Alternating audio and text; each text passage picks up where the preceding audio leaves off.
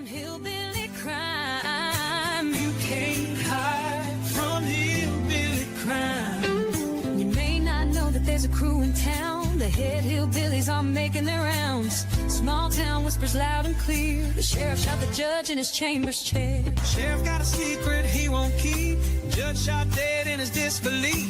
A lot of people have some stories to tell. Dog pass away, get the sound of a shotgun shell. All the secrets belong down. Voices loud in this old town. From the courthouse to the ground. Rumors fly and they can't be bound. Neighbors hide behind their blinds.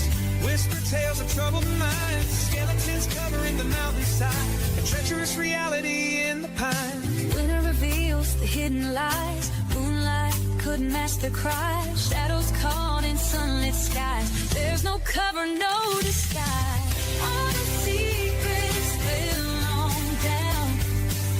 Voices loud in this old town. From the courthouse to the ground. Rumors fly and they can't be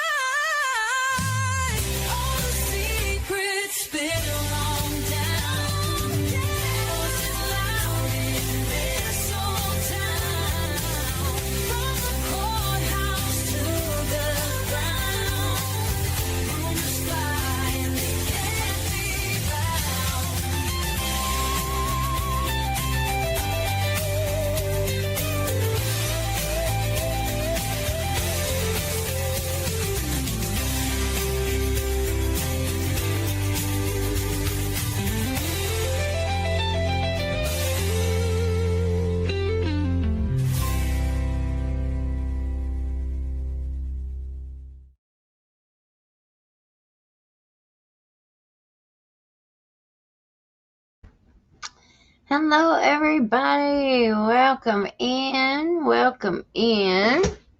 How are you this evening? Hey, y'all. Pay attention. My name is Elizabeth, and you guys have made it to the right place. This is Hillbilly Crime.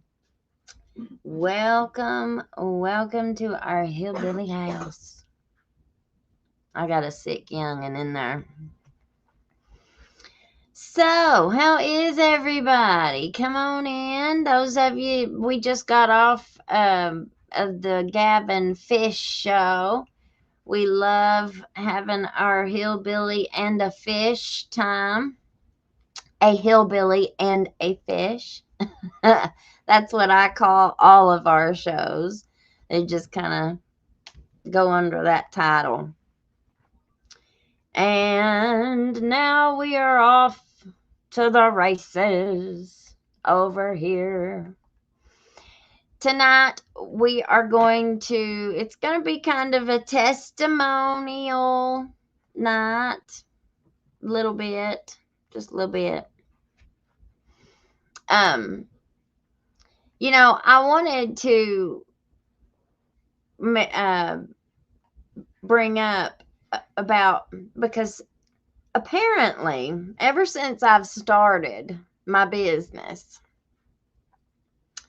you know, before I even started it, I was starting it as a business. Okay.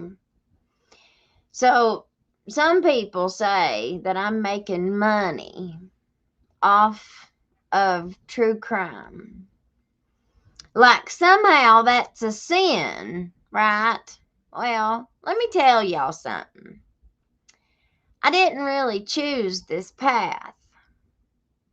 God planted it, watered it with every tear I cried, and He grew it right out of the dirt that I was buried in. Now, I started my channel 6 days before that courthouse turned into a crime scene. I had my channel for a couple of years, but I hadn't never really done anything with it. I had some music videos up of me and my ex-husband singing, and that was it. We just had some cover songs through up there. So there's a playlist on the channel that's called Cover Songs. And it's just a whole bunch of videos of us singing.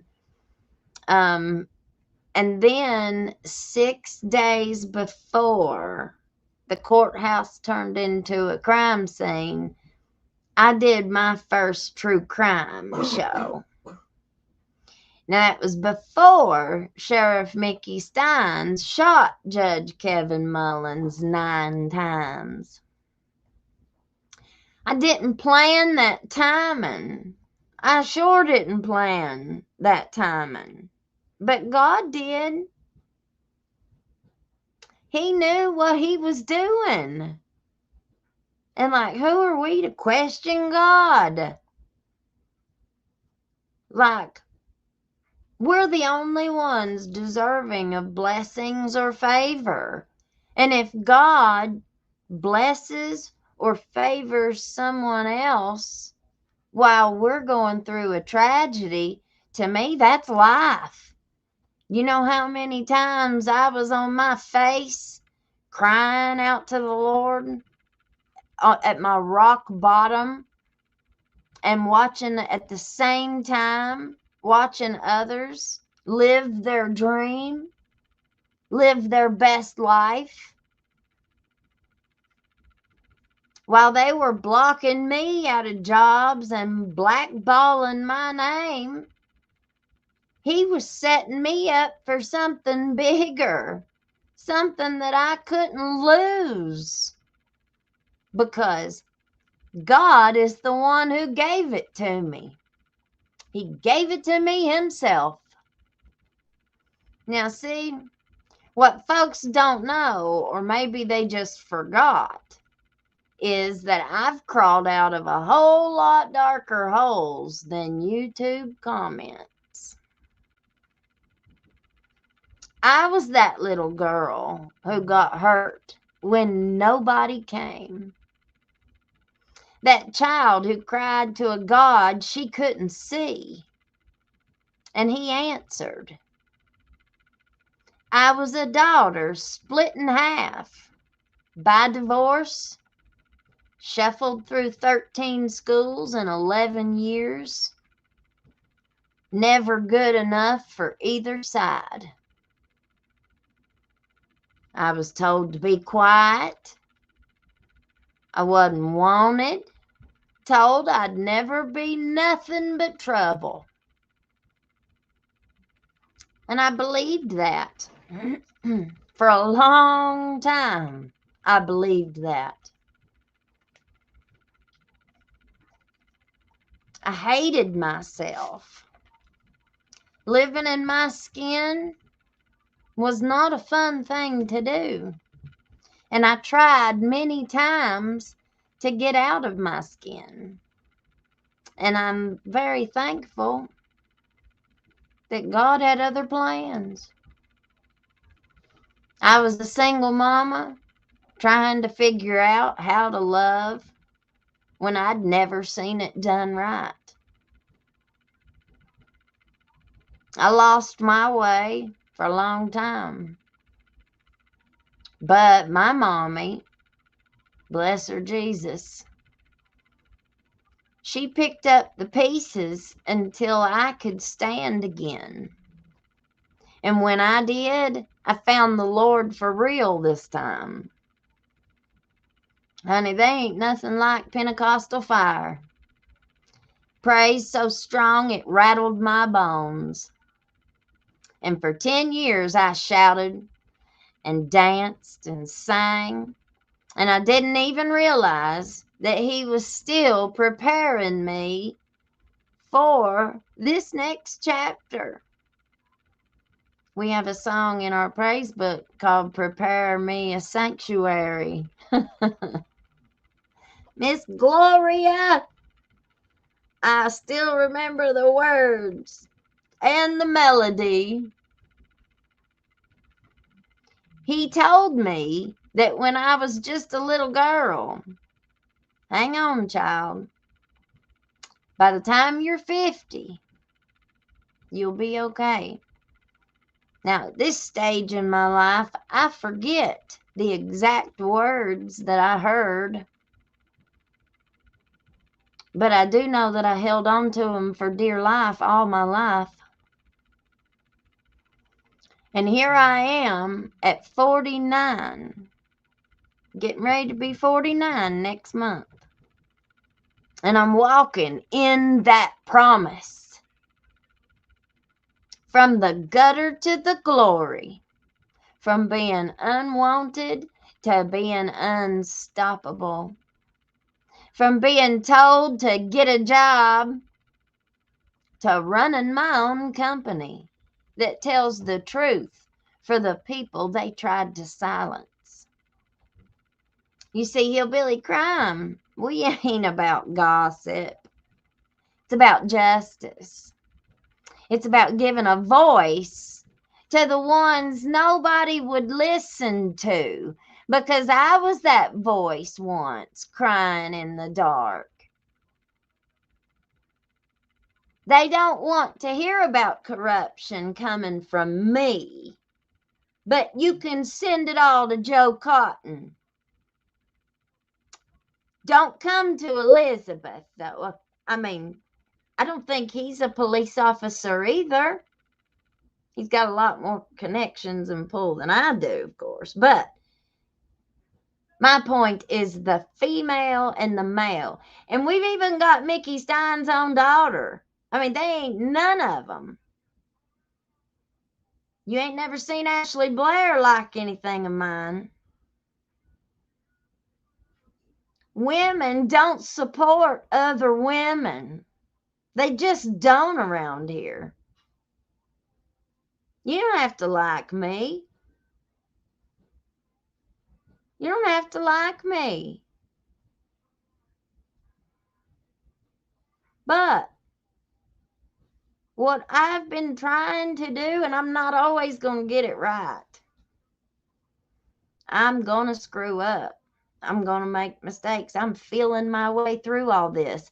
All the men and women, for that matter, that I've tried to reach out to over the years and try and get some guidance or some advice or just any kind of knowledge. Hey, I'm trying to get into this industry too. You got any kind of advice? Can you share anything with me? Hell no, get the hell out of here.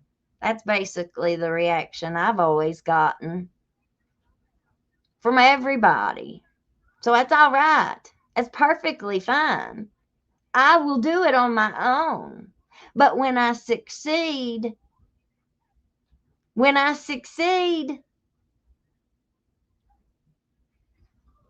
act like, oh my God, she's making money. How dare her? We wouldn't let her work in Letcher County in any other capacity. We ain't going to let her work on, how dare her get on there and do it herself. Please. I refuse to let the next generation go through what I did without somebody standing up and saying enough. So if you got a problem with me making an income for exposing corruption, just know this. I'm not selling tragedy. I'm not responsible for it. I'm sowing testimony, baby. Every dollar I earn comes from pain that God already turned into purpose. And that's what this channel is. It's a redemption story, told one case at a time.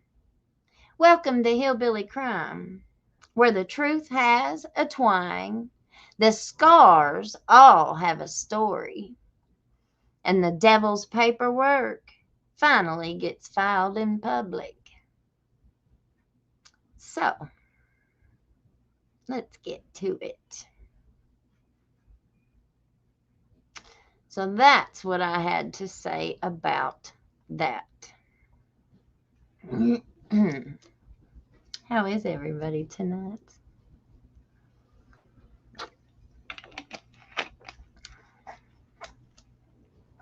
So we talked about it over on Gavin's channel tonight, but I know we got a lot of viewers that probably didn't watch that, so we're gonna talk about it too over here. Let me pull it up. So Mickey's daughter, she has been busy. She's been doing lots of TikToks. I think she's got 3 up now.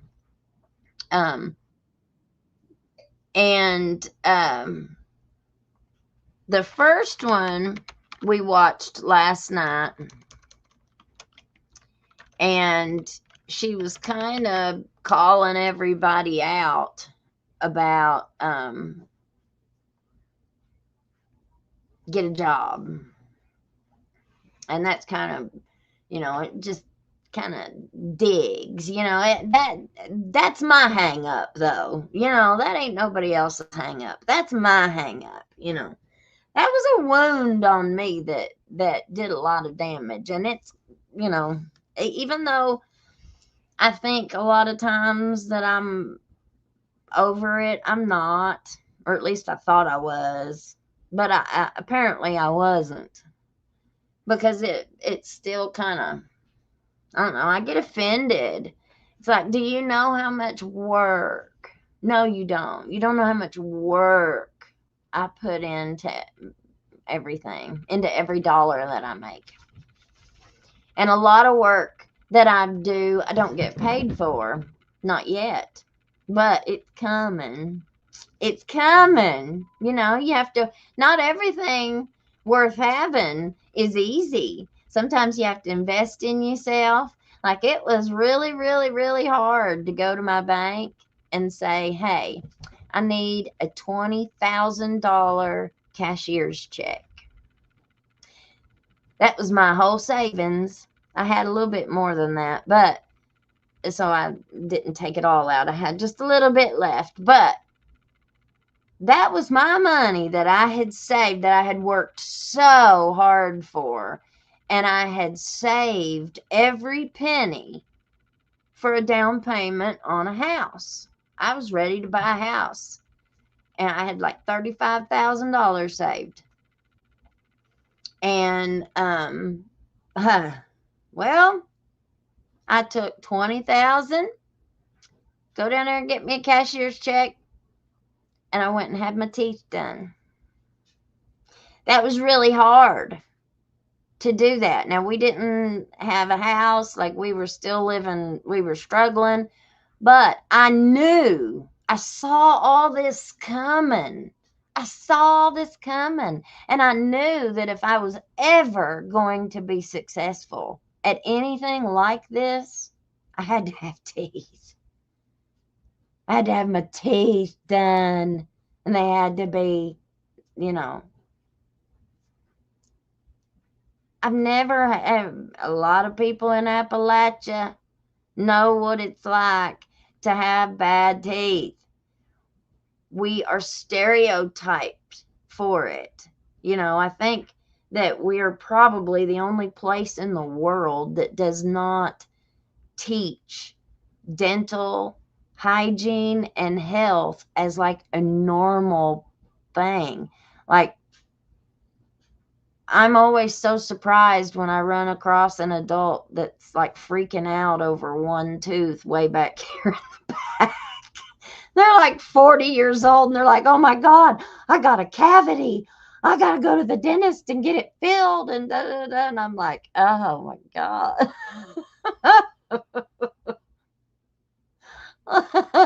It's just a completely different world here. You got, when the opioid crisis hit, y'all, you had dentists that were taking everybody's teeth out because Medicaid would pay them for every tooth that they pulled. You know, I mean, it was bad. And I'm guilty of it. I'm even guilty of it myself. I had like this one right here is right next to my two front ones. This one right here. It was just a little bit discolored. Just a little bit. Not much. Just a little bit darker than the rest of my teeth. And I thought, they'll give me 90 Percocets for that tooth. I am not proud of this, okay? This is what sickness and addiction does to people. Thought I could get 90 Percocets. I could get 30 Percocets with 3 refills. Or that'd been 120 Percocets. And that's exactly what I got. I made an appointment with that oral surgeon. And I went down there. And honey, I was just another in a line of patients out there that he was taking teeth out of. And my mommy was just devastated when I showed up and didn't have a tooth right there. And I thought, well, you know, I can keep my mouth shut and nobody will notice it. Don't fool yourself like that. Don't ever do that to yourself. So, but this is how they take advantage of Eastern Kentucky people. We go to Richmond, Kentucky. My mom says I cannot stand to look at her without her tooth. I can't stand to even look at my child. Fix it. So, you know, I just went and had this tooth pulled to trade for some Percocets. And my mommy now is trying to have an implant put in. You know how much money that was? Well, at that time, it was $1,300 to have the implant put in. So we go to Richmond. He does the implant surgery, and then after he does the implant, he gives me like 12 or 15 Lorset Plus 7.5s with 3 refills. So then, and that's how your addict brain was working back then. At least that's what mine was doing. And he said, well, so he gets done with the stuff and he says, you have to go to a regular dentist to have the tooth put on. I didn't know no better. I said, okay.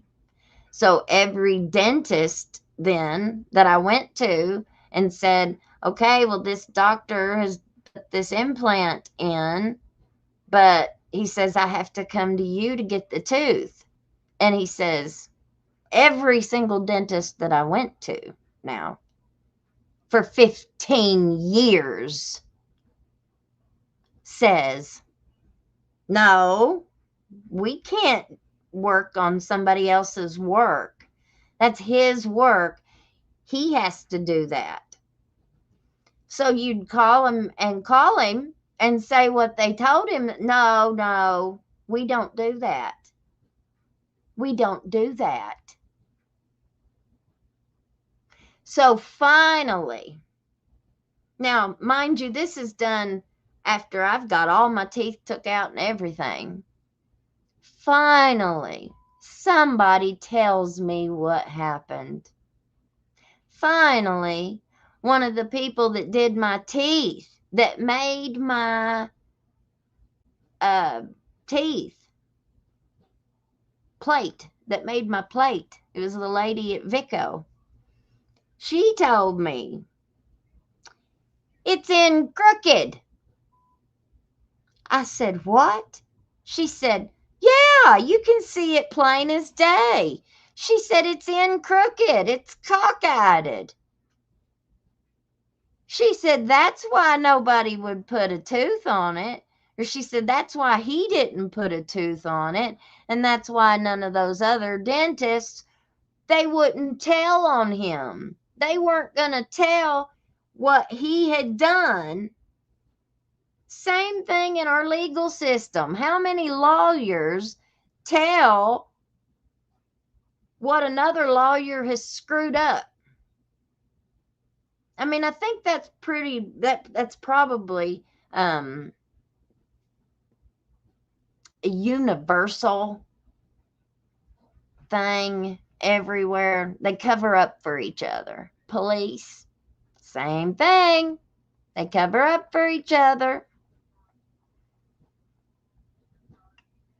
Look here. Teresa Clay. 5 Hillbilly Crime memberships. We have memberships, you guys. This is a really big part of our show. We have a whole lot of elderly. And, honey, I'm almost 50. I'm not far behind you. So don't get mad at me for using that word. Senior. And the memberships really, really go over really well. So you can donate 1, you can do 5, you can do 10, you can do 20, all different kinds of sizes. So if you would like to support our channel, the memberships are really, really a big hit. People really appreciate them.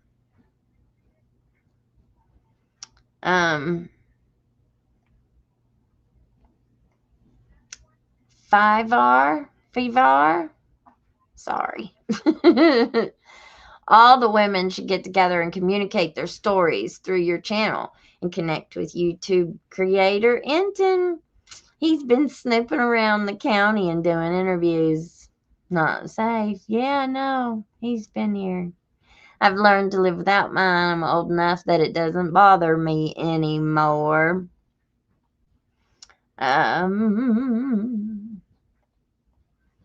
Having a YouTube channel show is a job. It is a lot.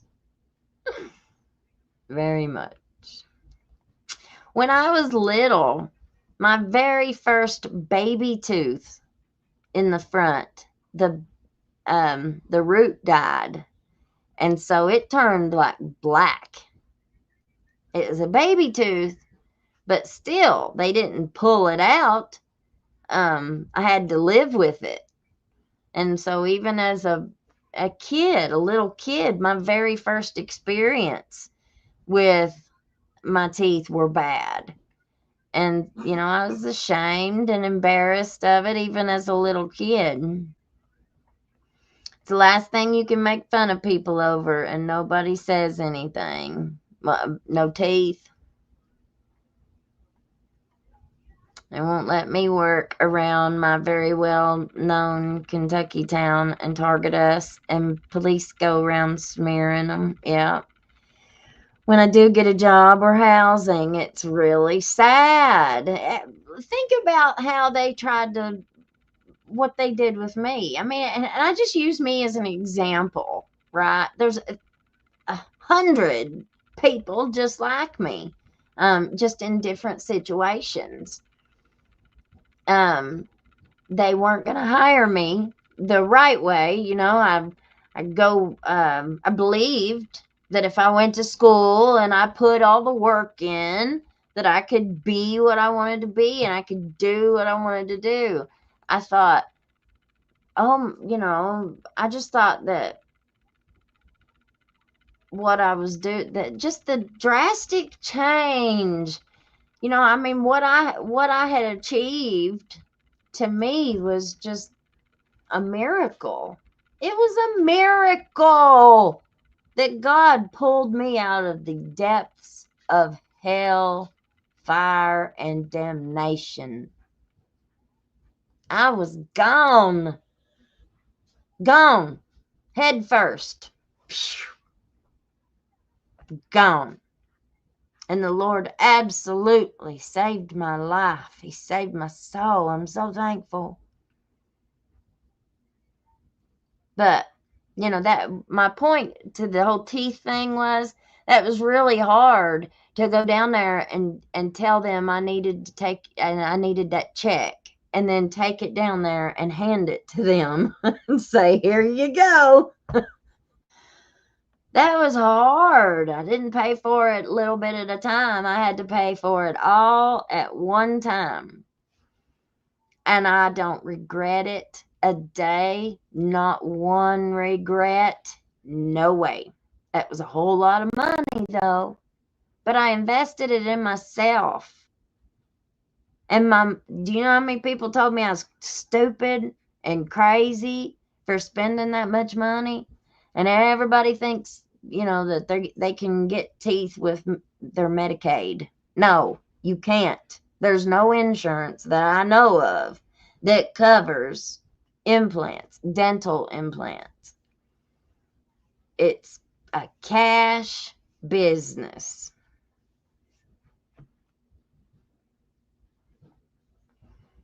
Matthew, I know a few people who had perfect teeth and had them pulled for pain pills.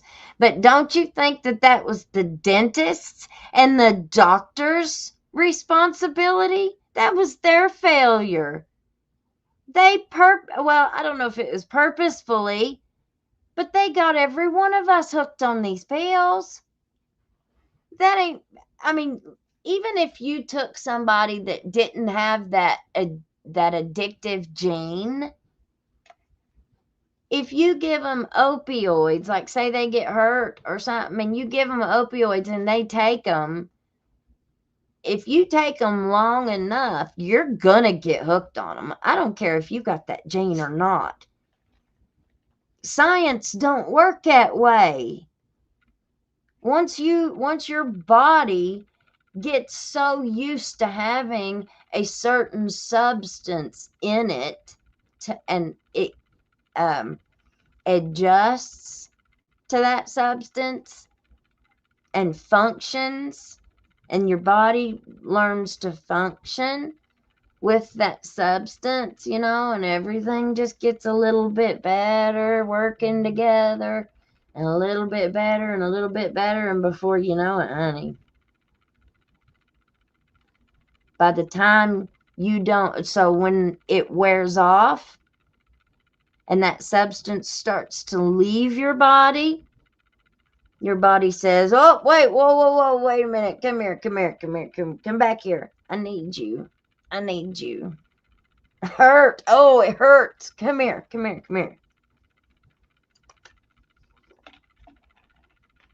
And that's when withdrawal sets in. I used to go get my teeth cleaned. I would just get my teeth cleaned. No cavities. No dental work done whatsoever. All he did was clean my teeth, and I left there with 12 Lorset plus 7.5s with 3 refills. Every time I got my teeth cleaned. I got my teeth cleaned as often as they would let me. As often as what my Medicaid would pay. Why would any dentist give? Exactly. Why would they? Praise the Lord for Pentecostal people, true Christians of God. Now, I've seen some old fakies in Pentecostal church too, but I'm so thankful, honey. I am so thankful. We had the best pastor in the world. I sat under some really amazing preachers, and we did really deep dives and depths into our Bible. For 10 years, we went Sunday morning service, Sunday evening service, and Wednesday night Bible study. And the circle, like our whole church did that. It wasn't just, a lot of times you'll have a big crowd on Sunday morning and then a smaller crowd on Sunday night, and then Wednesday night it's even smaller, if it's at all, 2 or 3 people maybe. Not our church. Not our church. Just about everybody that was there Sunday morning was there Sunday night and was there Wednesday night.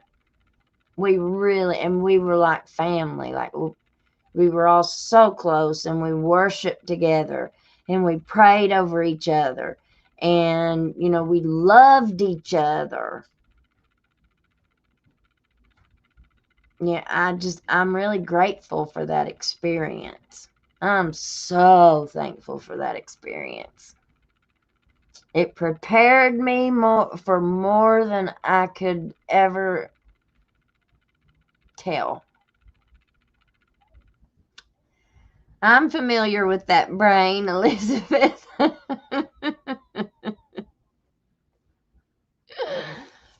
Yeah. Dentists are more crooked than doctors, and that's saying something. Yep. Oh, yeah. Whenever Medicaid became such a cash cow at that time, and then when all of this treatment crap started, I was right there for all of that too. I was trying my best to be like the face of medically assisted treatment. It had changed my life. It had just done wonders for me. And I tried every which way but loose to try and get somebody's attention. Like, I wrote so many emails, and I was a laughing stock. They made fun of me. They talked about me, like little Jess that goes down to the courthouse with her pink megaphone. And those of you that follow us on Facebook, you need to make sure you go to our Facebook. There's Elizabeth Jones. That's my main page. But then we just started the Hillbilly Crime page less than a month ago, or right about a month ago. We've already got over 9,000 followers on the Hillbilly Crime Facebook page. So it will be monetized at 10,000. Praise the Lord. Praise the Lord. God is so good. He is so good. He's so good. So anyway, make sure that you follow us over there. I forget what I was going to say about that. I was going to say something.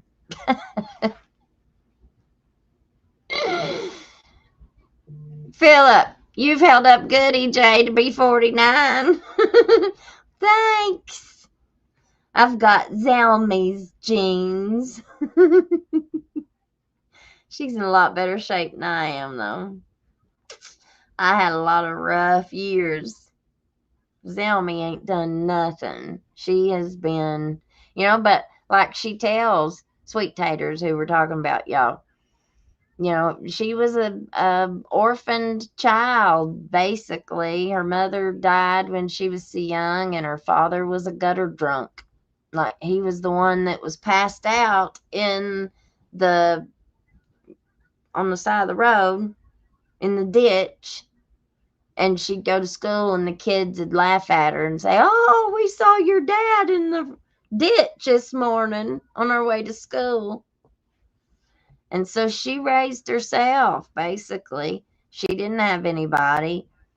Her sisters, she had a couple sisters, but her oldest sister, she said, would go out to dinner with people just so she could put like the bread and stuff in her purse or in her pockets so she could take it home and feed mommy and her sisters.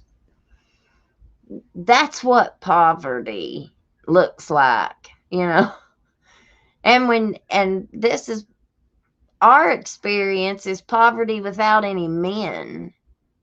A lot of people, a lot of families at least have a man somewhere in there that work or you hear stories. Oh, my dad was a coal miner and he worked circles around so and so.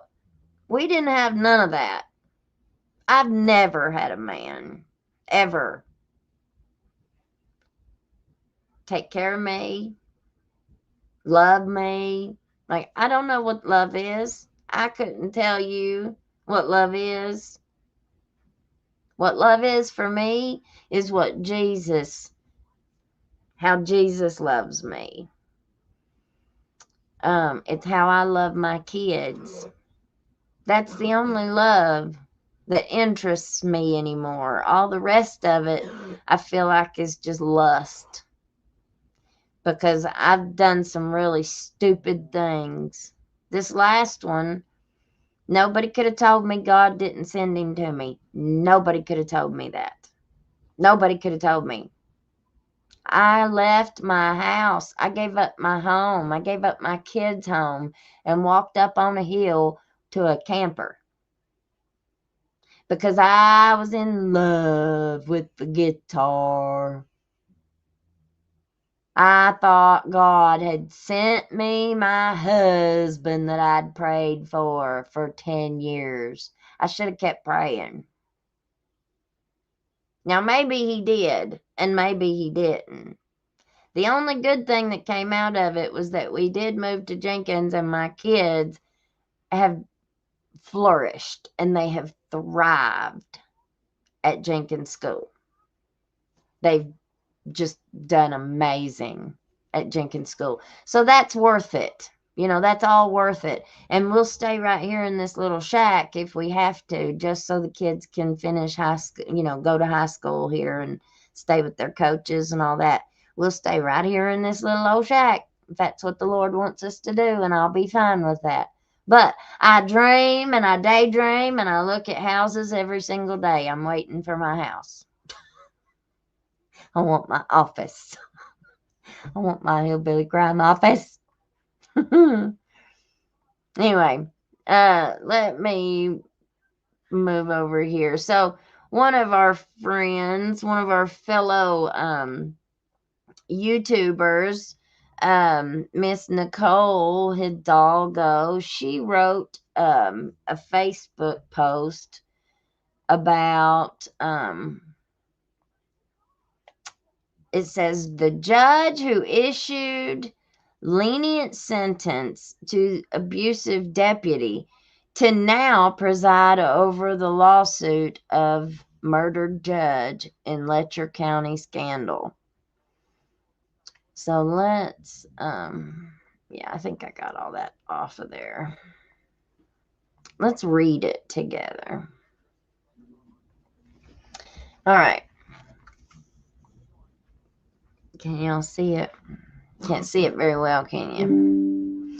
It says, in the coiled ridges of eastern Kentucky's Letcher County, where justice often bends under the weight of familiarity, Pike Circuit Judge Eddie Coleman emerges as a pivotal figure.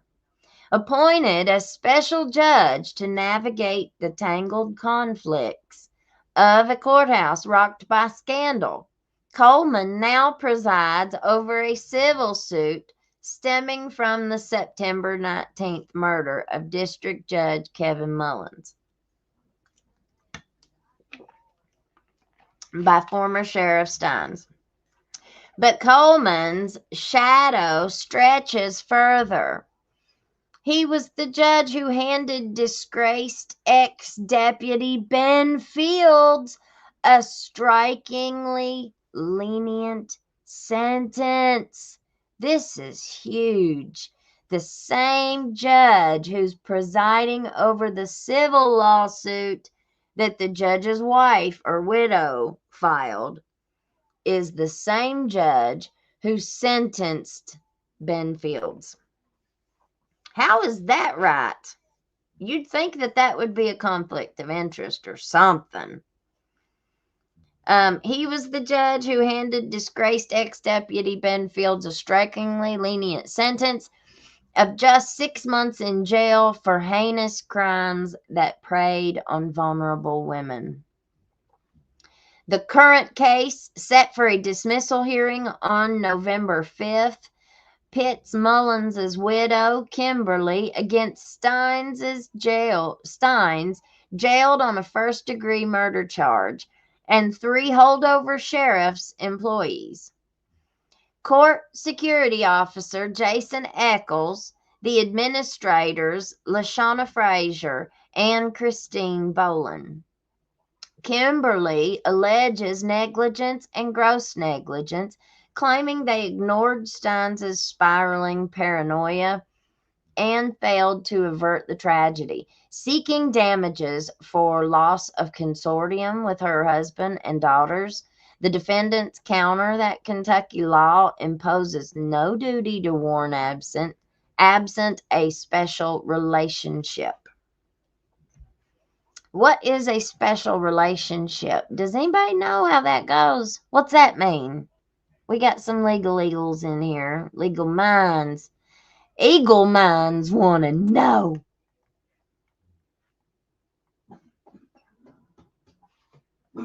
You all, I am telling you what.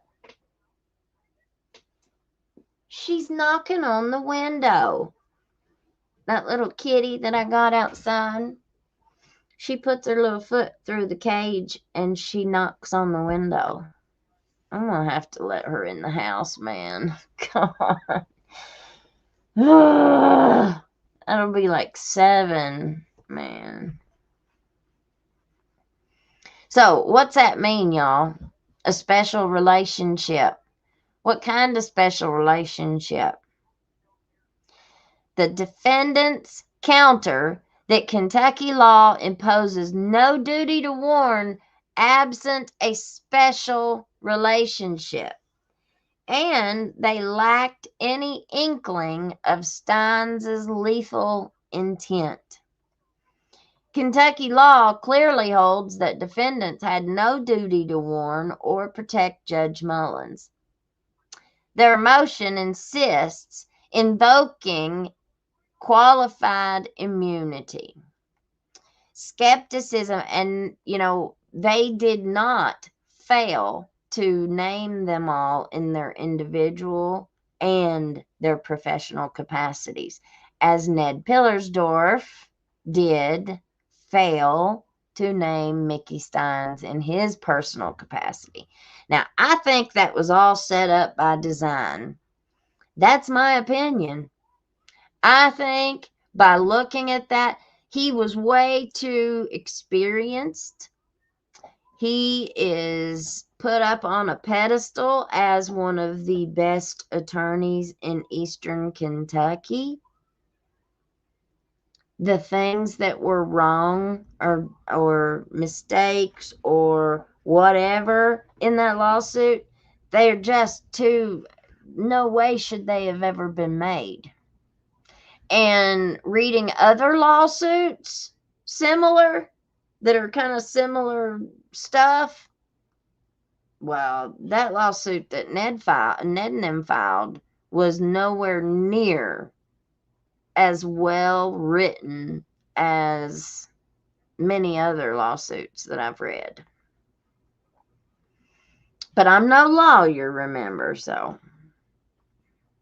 Skepticism runs deep in this insular enclave where, now, honey, Nicole is one smart cookie. She uses words, and I've got a pretty good vocabulary, believe it or not, but she puts me to shame.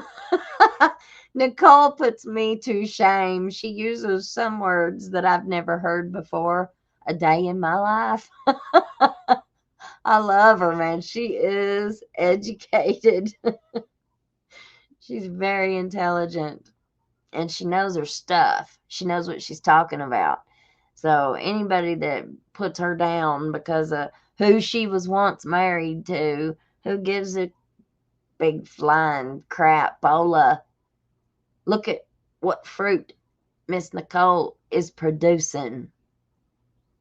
Much more than the people who are criticizing her.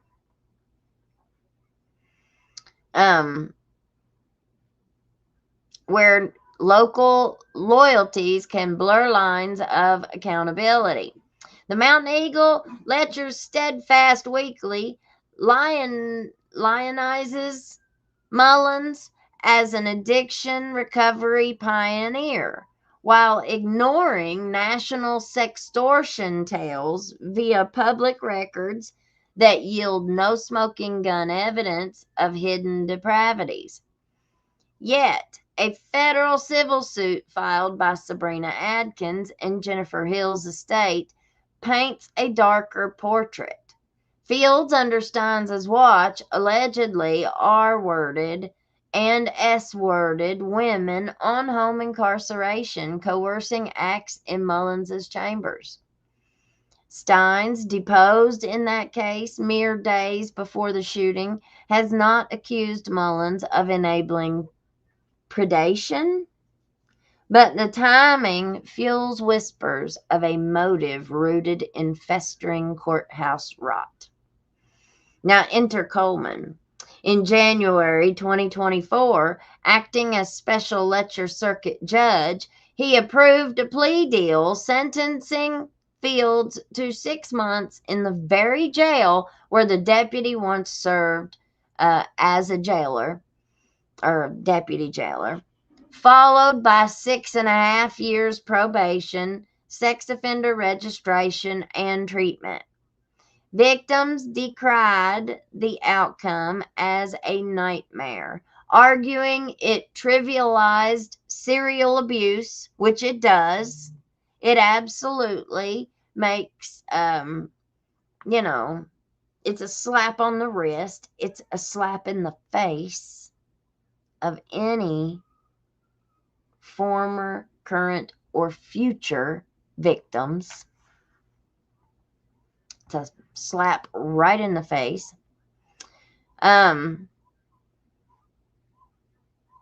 It was meant to protect a system that was meant to protect the powerless.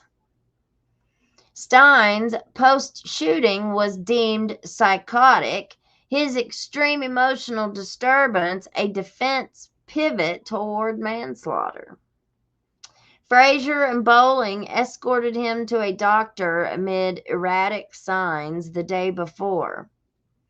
Yet the suit probes if fear or fealty muted alarms. I don't know if I'm following. See, some of these words, I don't know what they mean. I ain't too proud. Familial webs tighten the knot. Mullins's brother-in-law, Commonwealth Attorney Matt Butler, my bestie, he recused himself from Steins' prosecution, decrying horrible online gossip while funding his niece's future, but one that invites queries on impartiality. With Coleman Fields' sentence now gatekeeping, with Coleman Fields' sentencer now gatekeeping Mullins' widow's bid for redress, patterns of perceived softness toward enforcers raise red flags. Let's try to say that 10 times.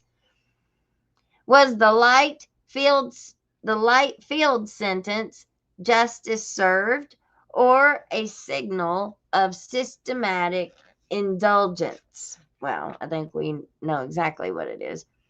November's hearing will reveal if Kimberly Mullins' wrongful death lawsuit against Steins survives dismissal, exposing Letcher's hidden strains. Accountability says scarce as holler sunlight. Accountability stays scarce as holler sunlight.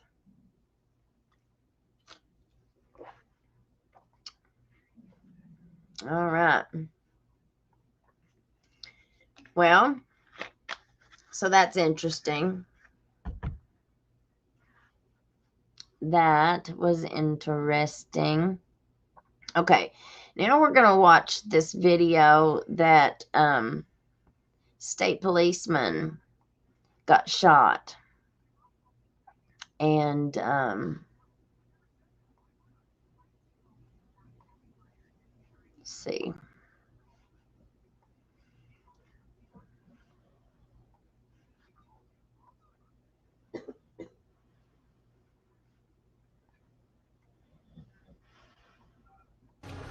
Go ahead and put your hand on the steering wheel for me.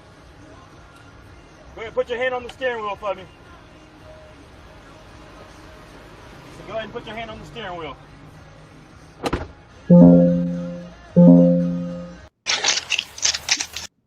Okay, I got some more information. Oops. Hang on. I accidentally hit the wrong button. Let me get it back up here.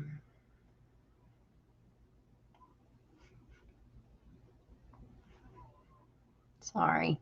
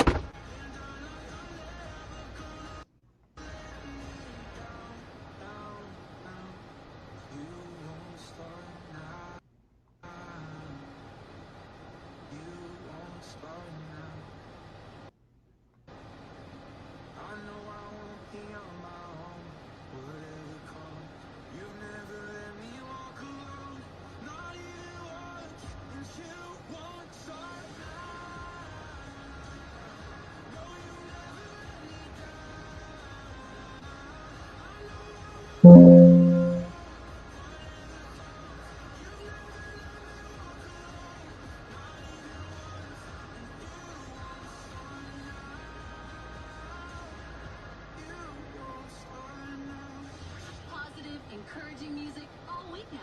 K-Love.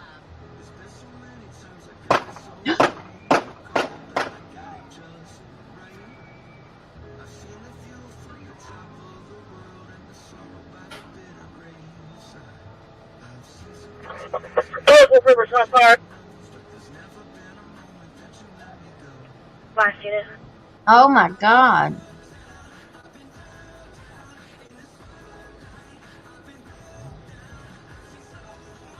It must have been the passenger that did that and the driver.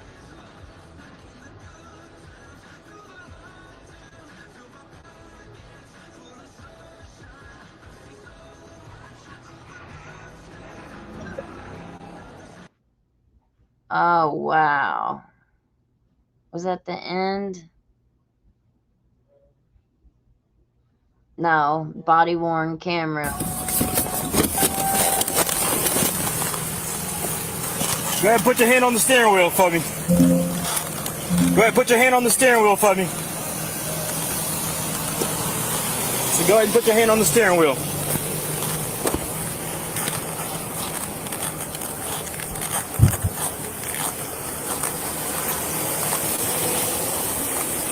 What's going on? The reason why you're not just driving seatbelt on? It was. Huh? It was. It was. You got the driver's license. Can you roll down the back window? What's going on, bud? Good, good. You got the driver's license on you too? Okay, you're not wearing your seatbelt.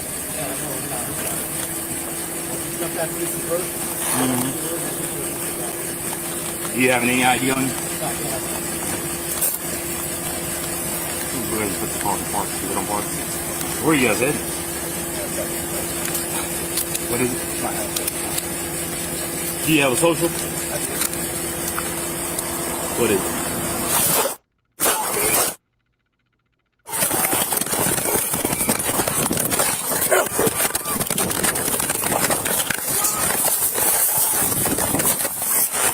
Four paper shots fired.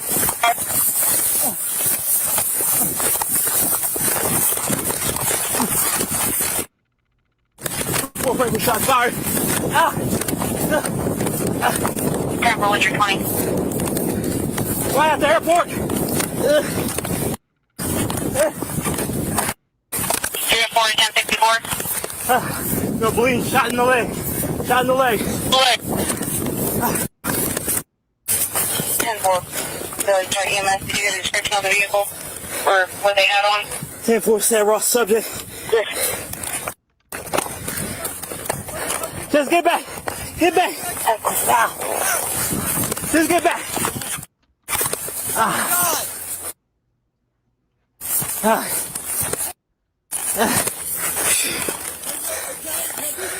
Yeah. 304. Help, please. 304, go ahead. What are you gonna do? Bleeding on the leg. Tourniquet? Yes, please. Oh my God, are you okay? Yeah. Oh my God. That's the same 304, cow. you're not coming out. Bleeding on the leg. Here, Shot in the leg. here. What do I do? What do I do? You know what? Just tell me what to do. Yeah. Turn it tight. 304, Yes. 10 on. Bleeding on the leg. Oh my God. Is that time? That's not time enough, is it? Did you get a description of what the male was wearing and what directions he fled? Towards the airport. Oh my God. 10-4 towards the airport. Here. 204, then around to you. Oh my God. Bleeding. There's some water, please. Shot in the leg. Oh my God. Yeah. Somebody call? Somebody, yeah. We need a better tourniquet. Do you have a tourniquet on you? Do you have a tourniquet on you? I got another belt. Yes. You got another belt? Yes. I'm not, because I don't have this one good. Is that the only place you were shot? Yes, I think so. Frank for 304. You got that water? Are you Is help on the way? Yeah. He's got a tourniquet on it. You just got one bullet. Yes. We saw pulling out I the guess. wrong way. He almost hit us too. more water? Yeah. This is the fresh. I just opened it. 911's already been called. Is that the guy in the black truck? He almost hit us, dude. I was like, what is this guy doing? If I'd have been 15 seconds earlier, he'd have knocked me right Okay. off my bike. Did he Frank shoot for you? 304. Yeah. Oh my God.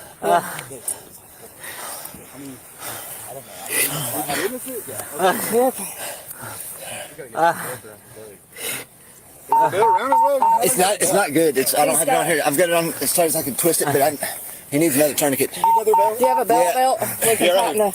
Yeah. Get up higher as high as you can. All right, dude. Okay. Pull your leg this way so they can get through there.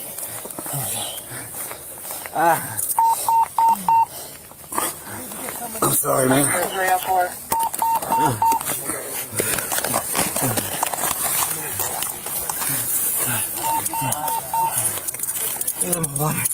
Hey, Any more water? Hey, Yeah, just trying to keep the sun off of it.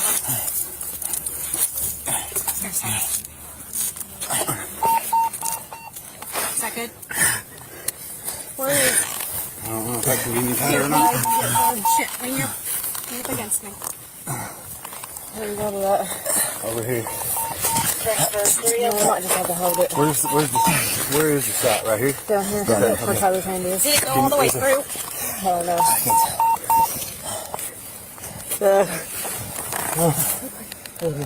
Yeah. Would you like for me to do that? Yep, it might be easier for you. I'm just trying to stand behind him so he has something to lean up against. Y'all see good? More? You okay? good? Stay with us. We're sorry. Stay with us. Stay with us. You're alright. Stay awake. They're almost here. Where is 911? I hear sirens. You ready for more? Just stay with us. You want me to pour it on your head a little bit? Yeah? Alright. Sorry, man. No, you're fine. Just trying to keep his head up. What happened here anyway? The vest? You need the vest off?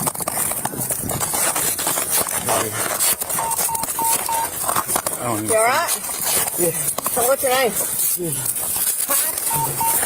we're sorry about this. Who shot you, bub? Is that guy in the The guy in the black truck that just about hit us going out. Hey, stay with us. He's gone. You Stay okay? away. Stay with More me. water on your head? You got it. Anybody got any more water in their vehicle? Where is? You guys see an ambulance coming? I heard them, but I'm sorry, man. You just tell me what to do. You You okay? ready for another drink? Look at me. You married? No, No? Got a girlfriend? Any kids? Yes. Yeah? How many? How many kids you got? Huh? One. Oh, what's her name? We're in. Brianne? Where are you shot at the house? In the leg? One in the leg. Ready for a drink? What's your unit number? 304. 204? 304. 304, go ahead. You get the airport locked down? The truck went that way. It was a black Ford pickup. It was a newer. It was a Dodge. Was it Dodge? Ram. No, he just about hit us. We had to swerve over to. I was like, 304 radio. You can switch to B. All units need to be on B per 204. We need an ambulance like now. you ready for another drink? You talk to me. They're coming.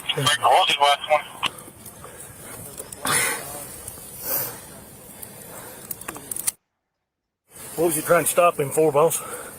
Warrants. That's So they at least have the plate number, right? 12D. It's my truck. He's a friend of mine asked for a ride, and when the cop got behind me, he told me to run. I said, I'm not going to run, man. Wow. So it's your truck. Yeah. Oh, that's great. Step back over here for me. Okay. Can you hold this? Yeah. Okay. Okay. Yeah. Sorry, man. Tighten this up. You're good. Right? Yeah. Ready for another drink? I try to get somebody to get some more water up here. Do you have water? He needs water. Where did Josh go? Why is he not in the car beside him? He's walking with her. She was crying. Oh, She okay. wasn't there. You want it on your head? Yeah. Anybody got a napkin? Wipe his face off a little bit. What's he got a tourniquet on? Yeah, we got two. We got a help. As best as we could do. If you got something better, then I've got he shot right here. You okay? So how'd you get shot? this guy right here has all the. lean back a little bit. Huh? Lean back. Lean back. Just don't go out on us. Is that good? Okay. You want to go up a little bit more? Or The guy that was in the blue shirt. Talk to him. He can give you all the info. Where you want it at? Put it right down here. Yeah, because I was throwing the shit. Stay with me, dude. Stay up. Hey, water. But I was terrified. Because you let me know if you need ambulance. You okay? Yeah. I'm going to need everybody here. This is going to be a state trooper that's been shot. He said he would pull the guy over for warrants. This guy over here in the blue shirt, I think it might have been his truck. And when he got behind him, the guy tells him to run. And he's like, no, I'm not running. So he gets out of the truck and the other guy steals his truck, I think. Okay. Yeah. But he knows everything. We come up, the truck almost hit us. All right, sir. This is going to hurt on your leg. This guy's over here laying in the grass. Let's see this here. He's a shot more than once. Yep. How far back is he allowed to go? Can he go all the way down? He can lay all the way down. Can you pour it on your forehead? Just don't go out on the side, brother. She's just going to be right up in the corner. Operation's going to be right up in the corner. I won't put it in your eyes or your hooves or nothing like that. Can you give me? More water. I don't know if it's cool, but- Can we pour it in there? 11:44. You're okay. That goes the rescue squad going up. You ready for it? You want a drink or no? Here's small. Let them know that they are going the wrong way. It's going to be at the airport. I need them at the airport. You want another shot? Oh, yes. They're gonna You cut need more? us with them. I'm gonna pour it across your forehead and go back, okay? Cool you off a little bit. I'm gonna pour it on your neck a little bit. Is that good? Yeah. The shooter is here at the airport. We have measure on the way. I'm afraid to. These guys out here, as soon as they step I'm seeing in. them all pass the airport. They're passing on man of war. Man of War, that's Lexington. This is the one that got shot at the airport. Do y'all Put your hand on the remember? steering wheel, Fuddy. It was a huge Put your thing. hand on the steering wheel.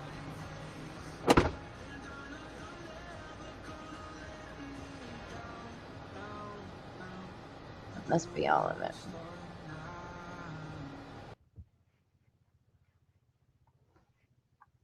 Okay.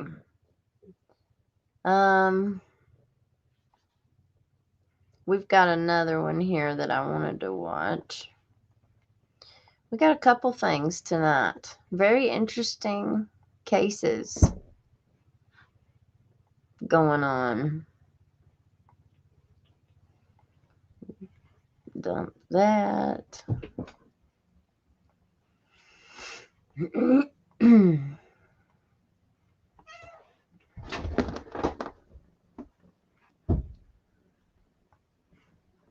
Lexington man, 42-year-old Cesar Rodriguez, is now facing first-degree rape and first-degree sodomy charges there after police said he entered a bedroom where the alleged victim was sleeping, pinned her to the bed, and forced her to engage in sexual intercourse. Prior to this, Rodriguez was found guilty in a separate third-degree rape case in Pike County last year after pleading to an amended charge of fourth-degree assault. The victim in that case talked with us Wednesday. During that time, I felt like there was just this cycle of grooming and control and manipulation. And I just feel like what happened to me was minimized and overlooked, and excuses were made despite a felony indictment. Pike County Commonwealth's Attorney Bill Sloan explained some of the reasoning behind the plea deal. So the accusation was that when the victim was 15, the defendant was 21, clearly would have been a crime, was a crime. The mother of the victim allowed this defendant to move in with her daughter, 15 years old. They had 2 children together, and they were eventually married. We learned a lot more about the situation, and we determined that most likely there's an ulterior motive here. And to be honest with you, we didn't feel like we could get a conviction based on those facts. Morales was encouraged to attend the court hearing to share her side of the story. My attorney had emailed me, and she encouraged me to go. She was like, Alicia, this is your time. This is your time to tell your story. And hopefully people will hear your story and not just the story that he's telling, because they only knew his side. They had never took the chance or time to listen to me and what actually happened. Sloan said he realizes the old case is getting attention in light of Rodriguez's new charges. Now, I know there's a lot of uproar or a lot of concern, the fact that he now has another charge. So we're talking about 22 years after the initial charge. The situation in this, I know nothing about that case other than what I read in the citation or the complaint. The situations are totally unrelated, for one, and they are not similar in any way to what we had dealt with here. Morales said she's worried there may be others out there having gone through the same thing. This is real crimes that really happen. These things truly happen to us. But now he's charged again with first-degree rape, first-degree sodomy. And it just proves that it's not just a one-time incident. I feel like that there are more victims. Reporting for Mountaintop News, I'm Sheldon. Now, that is in Pike County. That's right next door to us. Right next door. What did that guy do for a living? Does anybody know? Does anybody know what that guy did for a living? I don't think it ever said.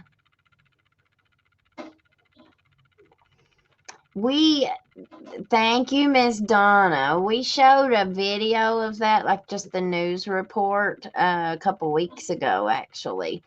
And that's all that we know about that disappearance. The Hawkins boys, they were brothers. Now, they weren't boys. They were older men. Like, they were in their 50s, maybe. They were not young. They were old. And I believe the ginseng. So they supposedly went out ginseng hunting I know a lot of people that are their age, around their age, that were really into ginseng hunting, or are into it. They go out and, one of the big things around here that people love to do is go hunt for mushrooms. Dryland fish is what they're called. They're mushrooms, and you find them all different sizes, but, that's really big around here. Now, used to, it was a lot more dangerous, I think, traipsing up and down the mountains, getting in people's Mary Jane patches. If you walked up on something like that, that could be pretty dangerous for you. But, man, I really don't think that something like that, unless you were up there trying to steal it, if you were up there and somebody caught you in their patch and you were cutting them down, trying to take them with you, now that might get you disappeared. But I don't know if you just happened up on it, especially nowadays. Now, maybe back in the 80s and the 90s, even 10 years ago. But now they've legalized it in Virginia, which is just right across the mountain. You can drive 5 minutes and go to a store and buy whatever you want. So I just don't, I think the landscape and the environment, the climate has changed. So I don't think that you have those same kinds of things to worry about. So I don't know what happened to them Hawkins boys. I have no clue. What do you guys think? Do any of y'all have any theories on what happened to them?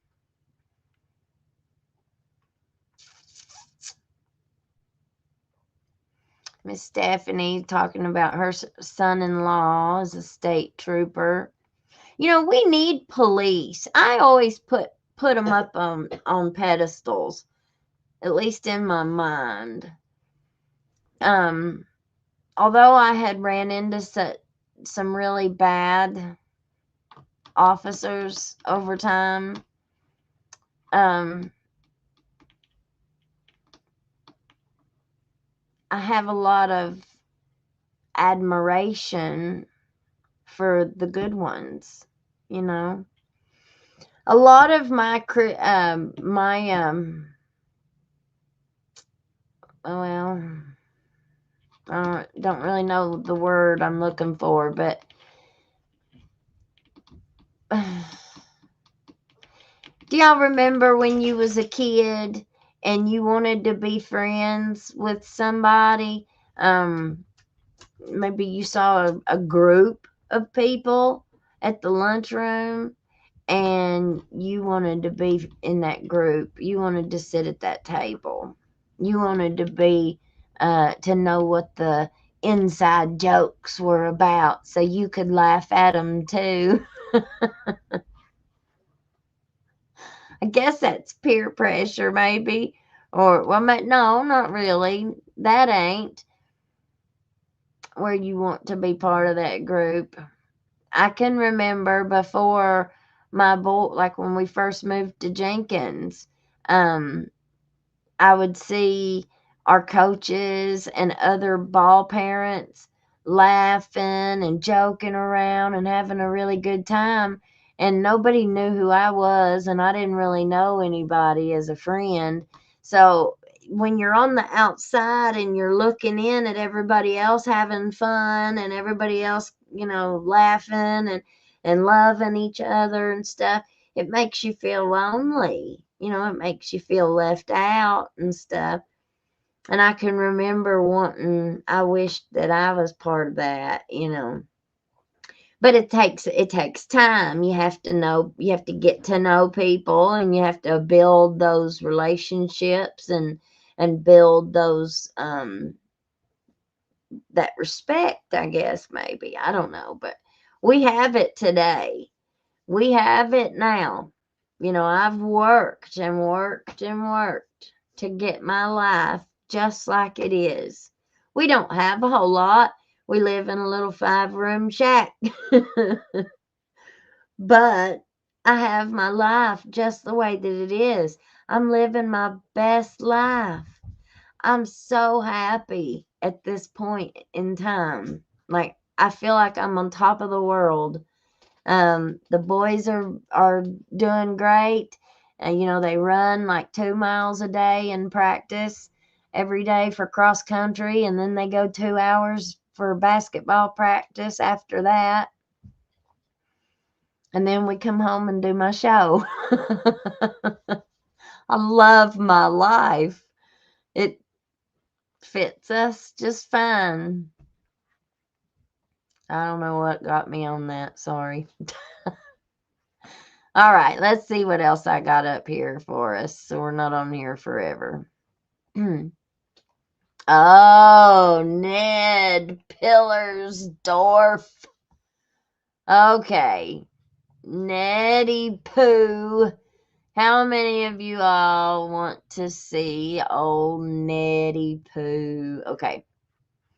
Ned Pillersdorf, you all know, is the lawyer who represented Sabrina Adkins initially. He was not lead counsel on that case. He never was. Bethany Baxter was lead counsel on that case. And I think, now this is just my opinion, and I could be wrong, completely wrong, but I think they probably brought Ned on for name recognition. I don't think Baxter was I don't think she works here a lot. So I think maybe bringing Ned on and having such a big name recognition and him being familiar with all the parties in this case, I think that was a big positive, pros versus cons. I think that was a big positive to bringing Ned on, or at least maybe that was thought. Speculation, pure speculation theory. I could be wrong. But then Ned comes on, and it seems like he did a lot of negotiating behind the scenes. At least that's what it looks like to me, because at the exact same time that he agreed to take Sabrina's case, he also took Scott Blair's case. Scott Blair was the prosecutor right next door at Perry County Court. He was the Commonwealth attorney, the same one, the upstairs, the felony attorney. He's the exact same position that Matt Butler fills here in Whitesburg. So Ned takes and defends this prosecutor who has been essaying and extorting all of his victims and defendants.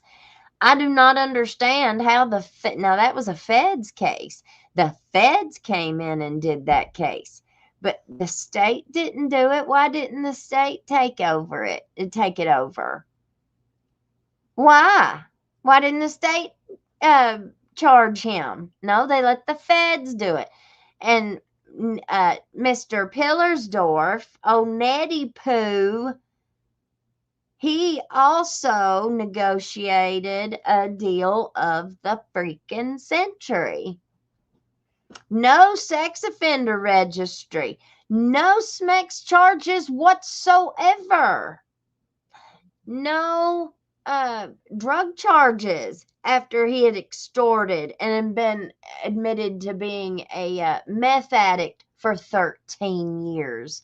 So how long was he a prosecutor for? How long was this going on? Oh, but he had 200 letters from his church. Who gives a shit? Are you joking me? No, we're not joking. How is this not organized crime? You've got every courthouse in eastern Kentucky doing this stuff, and nobody wants to open their eyes and see it. Everybody just turns a blind eye. Why? Because if you do acknowledge it, then you have to acknowledge that you knew about it. You have to acknowledge how long it had been going on. And nobody wants to admit their own part in any of it. Nobody wants to admit their own failures. Nobody wants to admit their own biases. None of them. They're not going to. That somebody already would have if they were going to. It just shows you the character of every single one of these people and their family members. I don't care how good you were. I don't care how good everybody thought you were. Says a whole lot to me. Now, this is from Senator Philip Wheeler. And now, remember, we don't do party politics on this show at all. We really don't do a whole lot of political stuff, period, because we just don't do the party stuff. I think they're all crooks. I don't give a crap what side you are on, left or right, or even right down the middle. They're all freaking crooks. Every damn one of them. At least I think they are anyway. I'm very proud that Lion Ned Pillersdorf has chosen to associate me with the Dean of the House, he says. Our beloved Congressman Hal Rogers. Hal Rogers is Shallow Hal the Money Pal. I don't like Hal Rogers either. He's the one responsible for SOAR, shaping our Appalachian region. Well, you sure shaped it there, Hal Rogers.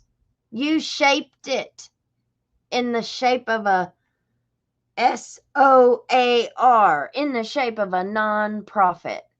You shaped it after federal grant money, period. And you taught everybody how to start a 501c3 and avoid taxes, and how to bring all that federal money into your all's pockets. Because all of the hundreds of millions of dollars that have already come to this area, how much of it do you see that's helped the people? Kitties are in there fighting. Okay. So whenever, if anybody's talking about a beloved Hal Rogers, just know I'm reading this, because that is not how I feel about him. However, Hal Rogers has nothing to do with the crisis with the senior meal program caused by financial mismanagement of the Bashir administration. I don't like Bashir either. Pillersdorf is exactly the kind of lying Democrat who would take the 5th District down the pathway of failure by supporting things like the Green New Scam and allowing our country to be overrun by illegal immigrants. Contrary to his statements on Facebook, my allegations in the Paintsville Herald against Governor Bashir's administration are 100% accurate and do not distort anything, he says. Senior centers across the state, well, ours all got closed down, so I don't even know what he's talking about. Our fiscal court closed down all of our senior centers, senior citizen centers. You had one in just about every one of these little towns. McRoberts had one. I don't know if Neon had one, but I know McRoberts had one. Jenkins had one, I'm pretty sure. Whitesburg had one.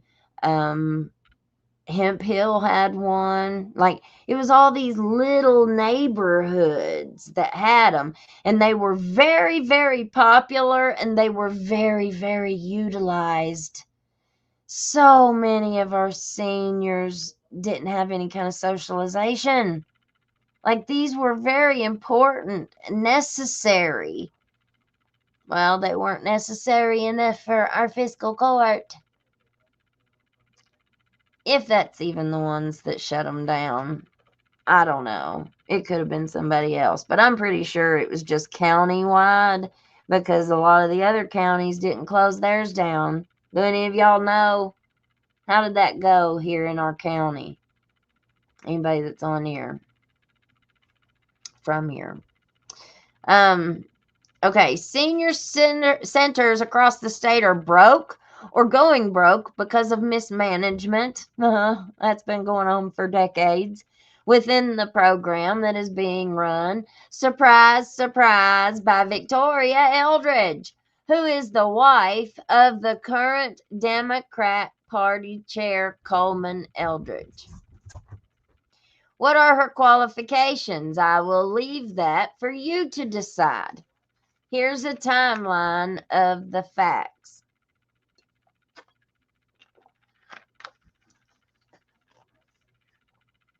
In 2022, the Bashir administration used $36.2 million in one-time federal relief dollars to expand the program. $7.2 million in 22 and $14.5 million in both 23 and 24. It's a lot of money. When those funds expired, the cabinet requested and received $10 million more in ongoing state dollars, less than what was needed to sustain the program. Now, October of 23, the Kentucky Association of District Directors, CAD, we see them all over Letcher County. CAD is everywhere. They're in every county. And it's all about the grants. It's all about the grant money. I worked with all these people. I've seen them. I've been to all of these city council meetings. I don't so much go anymore, but I used to. I know all of these acronyms. There's a person now from all of these places, all of these big nonprofits that show up at every city council meeting because they've got every single one of these local city governments mixed in with these grants. So CAD is one of them. There's a ton of them. This is just one. K-A-D-D. CAD. They convey to General Assembly appropriators and Department of Aging and Independent Living, DAIL, to maintain level meal participation. $14.48 million is needed. Legislators agree to provide level funding. Hey, if they would get the food, if they would get the meals, if they would spend the money the way that they say they're going to spend it, then I wouldn't have a problem with it. I have a problem when they make their own salaries are $150,000 a year, and then you find out, go look at the transactions, and you'll see, oh, well, they've kept their vehicle in gas the whole, I mean, there's a way to do all that the right way, where you keep track of all your mileage, and you write your budget, and then make sure that you write it in a way that doesn't pigeonhole you. I mean, there's just a way that you can do it all and have it appropriate, correct. And also, I guess that comes with experience, but instead of having somebody who's incompetent in the first place, but you end up throwing something together and you end up somehow getting it approved, and then being like the board of directors, I would say her name, but I'm not going to. Two of the board of directors that I'm thinking of, and these are board people, like they are professional board people. Like that's all they do is sit on board of directors for all these nonprofits. But they said, oh, well, it doesn't. I know that it says on there it's for Elizabeth's salary, but you're already getting paid from that grant, even though they're completely unrelated projects. Completely unrelated. When I took on the second grant, it doubled my workload and my time. Yes, I was to get a salary from both projects. But no, she said, oh, but you're already getting paid from that one over there. So we're going to take this money and we're going to go spend it somewhere else. No, you can't do that. When we sent in the application, we put on there that is the project management salary. I'm the project manager, and it even has my name in there for Elizabeth Jones. You can't now take that money. I don't work for you under a umbrella. I don't work for you in that capacity. See, this is where you got to really be careful. If you're an independent contractor and it's not set up, you work for a nonprofit or anybody, and your contract says right in there, and nothing shall ever be interpreted that way, that this is an employer and an employee relationship. And then, there's certain guidelines and rules and laws that you have to abide by. But if you got a member of the board up here taking your money and doing things with it that they're not allowed to do or supposed to do. I found a $4,000 check that had been written for a program down there in Whitesburg to another nonprofit, one that they like to work with. They weren't allowed to do that. That was not even in the budget. That was not even approved. It was not even allowed. But we're big shots. We can do what we want to do. You need to just shut up and get the hell out of here is what you need to do. You are messing up our flow. You are messing up our importance. I got fired. I got fired when I tried to show the rest of the board what was going on. And people who I knew, there's no way in hell they would ever support what they were doing. No way. All I had to do was get to this meeting and show everybody what was happening. No. Nope. Those same people that I would have bet my life. That's how much I felt like I knew them. No way. No way would they support this. Yeah, right. Yeah, right. Get in that position and you'll see what happens. They fold quicker than you can blink. I would have lost everything because I would have bet wrong.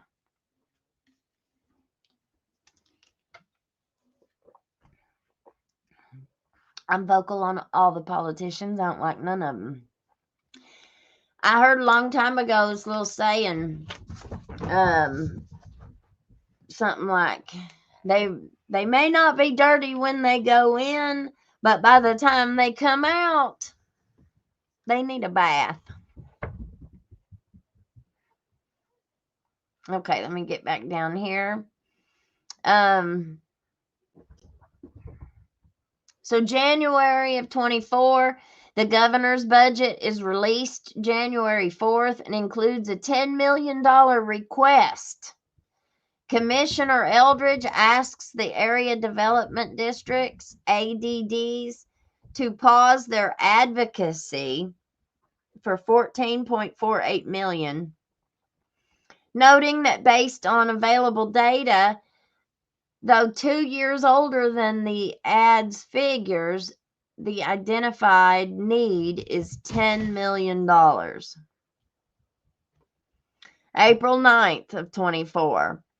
Kentucky Council of Area Development Districts, KCADD, Executive Director, the Legislative Chairman, and the Area Development District Executive Directors meet with Secretary Friedlander, Senator Meredith, and Senator Douglas regarding PDS and meals. Secretary Friedlander relays that the cabinet has enough money for meals, and per the governor's direction, any senior who qualifies for a meal will get one. September and October of 24. On September 25th, ADDs receive a memo directing meals to be provided to all eligible seniors with full funding committed. During an October 15th virtual meeting, Secretary Friedlander and Commissioner Eldridge assure AD directors that funds are available, emphasized trust, and explained the $10 million request addresses current gaps with potential for mid-year adjustments. In quarterly AD executive director and DAIL finance meetings, because think about how much money we're talking about here. We're talking about millions and millions and millions of dollars. How much do you think each one of those people make a year? They've got executive directors, and they've got financial advisors, and they've got, who else do they got? They've got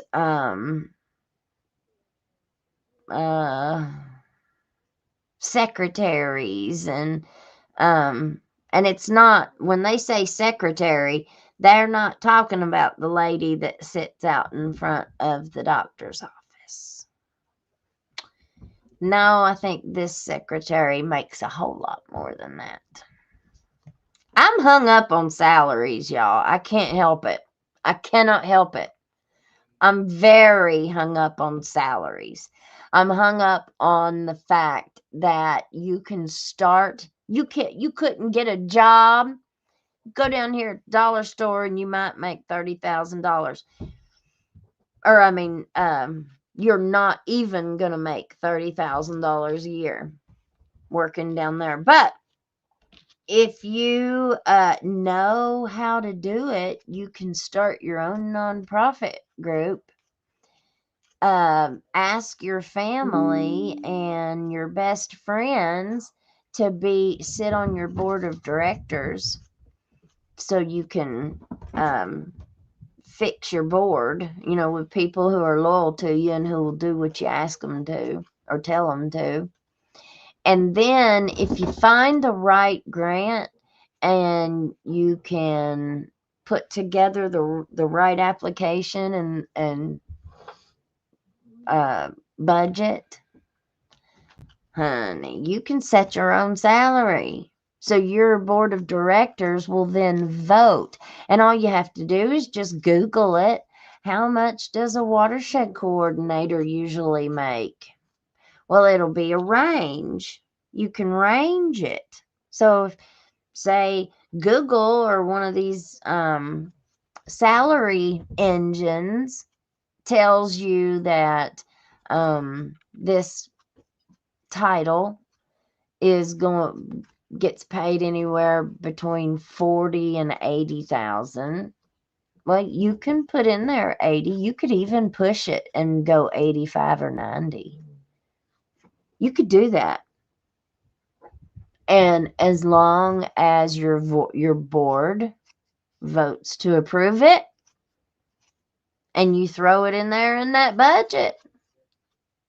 Well, if your grant gets approved, guess what? You just secured you $120,000 a year salary. I mean, it's a pretty good thing, especially when if you've got connections, if you've got people, if you know people. Like the other night, I was talking about those funding circles. Like you'd have these meetings and all of the grant writers would all meet together and on Zoom. And people who have already gotten grants and who've already been approved and who are in the grant world, once you get going, you start shaking hands and meeting with all these people. And they're like, hey, yeah, we've got a grant going on with these people, $500,000 grant. Yeah, we could bring you on as a partner. We could bring you on on a project. And that's all it takes is one person to kind of bring you in and plug you in and introduce you to all of these other grant writers and stuff. And they pass along the information. And before you know it, everybody's got a job. Everybody that they approve, everybody that they want, everybody they like, people that they can snow, uneducated people that they can tell, don't read your contract, just listen to what I tell you. It's unbelievable. All right. On August 4th, Commissioner Eldridge criticized ADDs during the Health and Family Services Committee for stagnant meal numbers. She later issues an RFI on the lack of growth and admonished ADDs over wait lists. On August 7th, Eldridge calls the KIPDA executive director to complain that only 6 ADDs have increased senior meal clients. September 25, at 3:30 p.m.,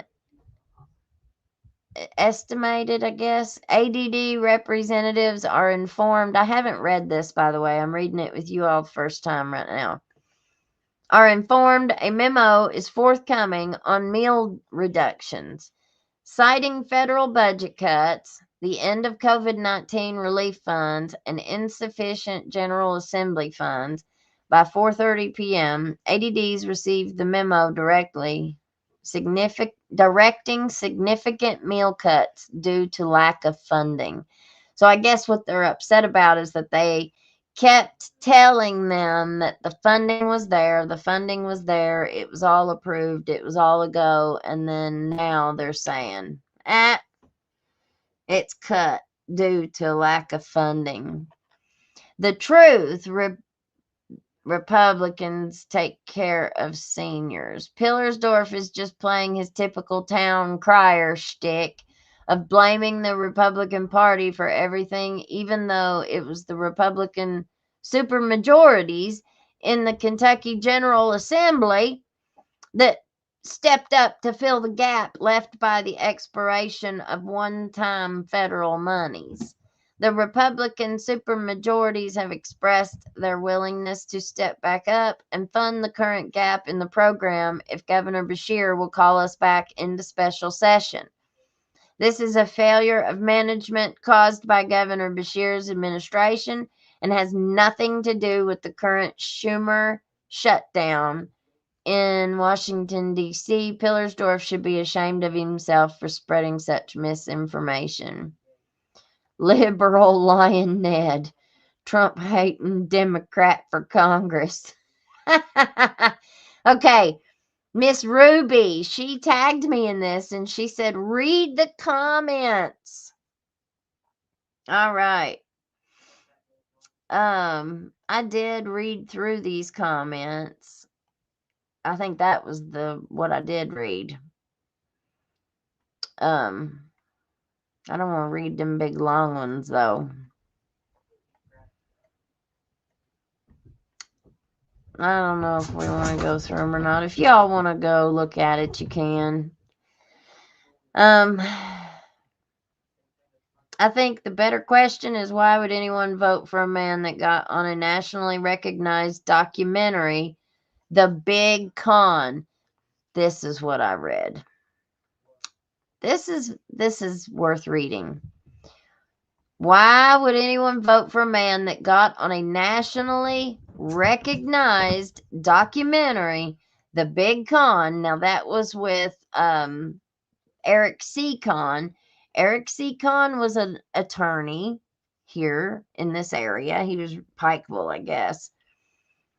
And he decided to help everybody get their Social Security and their disability. And so he started filing all these civil lawsuits against Social Security, I guess, and disability. And I forget exactly.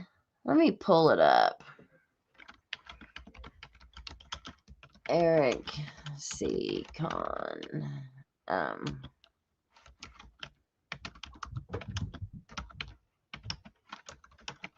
Let's see what it says. Summary of Eric C. Con crimes. Okay, so Eric C. Con, a former attorney in Pikeville, Kentucky, was involved in a significant Social Security fraud scheme. I'll pull this up. His crimes included submitting falsified medical documents to support disability claims for clients, which led to the fraudulent approval of lifetime disability benefits. Con's scheme was the largest in the history of the Social Security program, costing the government over $550 million. He was sentenced to 27 years in prison for his role in the fraud, with additional time for his escape from the United States. And yes, he escaped. He cut his ankle monitor off and took off to like Bermuda or somewhere. Okay, so he says, why would anyone vote for a man that got on a nationally recognized documentary, The Big Con, which was about Eric C. Con, and stated, in my community, only 9 out of 10 people could even tell you who the president is. This is what Ned said about his own people, about his own area. That ought to show you what Ned really thinks about people around here. And I think that might be kind of like a job hazard too. They've dealt with so many criminals, and they've dealt with so many worst of the worst, and most of those worst of the worst are their coworkers. But I think that they get desensitized to that kind of stuff, and I think that they just end up talking to everybody like you're a piece of shit. I mean, it's just what they do. Anyway, so he says, in my community, only 9 out of 10 people could even tell you who the president is. If he thinks the people from Eastern Kentucky are so dumb, why would he need their vote? Somebody says this. He proved a point, didn't he? This is somebody else. Trump loves the uneducated.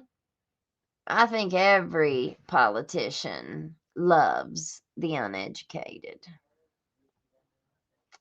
They're eating our cats. They're eating our dogs. One, on the day I'm elected, I will bring down eggs and grocery prices. Ignorant people believe con men. That's a powerful statement. How many people are fooled by the preacher man? How many people are fooled by these men? We just watched the video last night of another preacher. He's a coach and a teacher. He was a teacher right here in Whitesburg. Now he's in Perry County. He just rammed a whole vehicle full of women several times, terrified them, wrecked his vehicle into an embankment. Not one word on Facebook, not one word on any kind of social media. I'm so sorry, I've been going through a rough time. No. He just plasters all over his Facebook about God and about he's preaching in Elkhorn City now. He don't say nothing about what he did. I don't think anybody even knew about it. I don't think anybody even knew about what happened with Preacher Man Burns.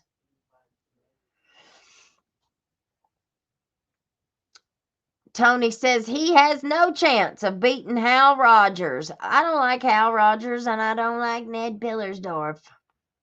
I don't know what we're going to do. How's your 401k or stocks doing? Mine are doing great, but I had sense enough to invest and vote wisely. And then I think they just go into some political stuff. Instead of arguing back and forth and playing blame games, why don't the politicians come together and make sure that the elderly people that need this program receive it? Man, Roger, you are so smart. Everything has an if to it.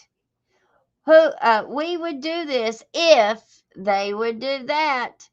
Every elected official in Johnson County is Republican, so wonder what ones stole the money in Johnson County.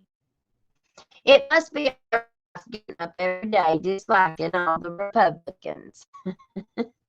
That's a pretty big claim. So Democrats don't steal Republicans. I don't dislike Republicans. I dislike the agenda of the administration.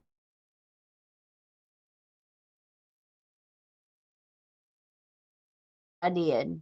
Every comment was about Democrats or blaming Democrats.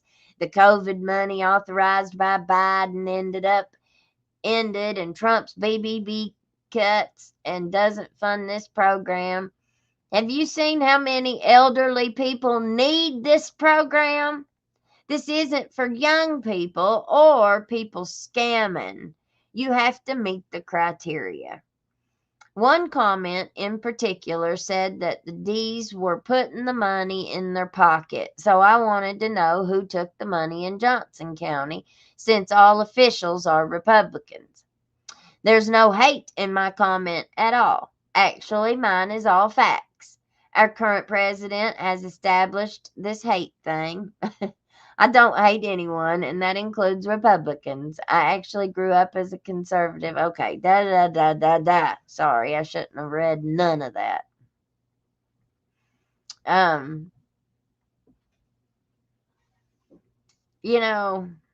just think it's a shame that we have elderly people and children in Appalachia.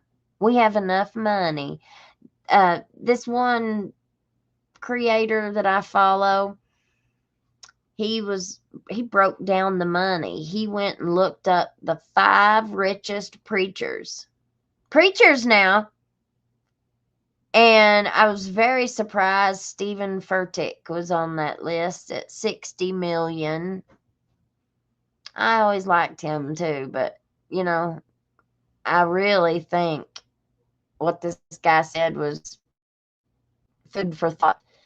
Kenneth Copeland he was 300 million. Creflo Dollar was multi-million and up. And then he combined it all, and he also said, let's stop that. He also said that all the money, I guess he Googled it to see how much the donations were for church, like what was the total amount of money donated last year, just last year, to church. And it was like 300 and some billion dollars. Could you imagine? And then he even went further with it, and he did the math, and he said, if we were to take that money and divide that by, people, then it ended up being like every one of us could help like 2.3 people. Like all that money would feed. I mean, I forget exactly how he said it. I'd have to show it. But it made so much sense. Where's all this money going?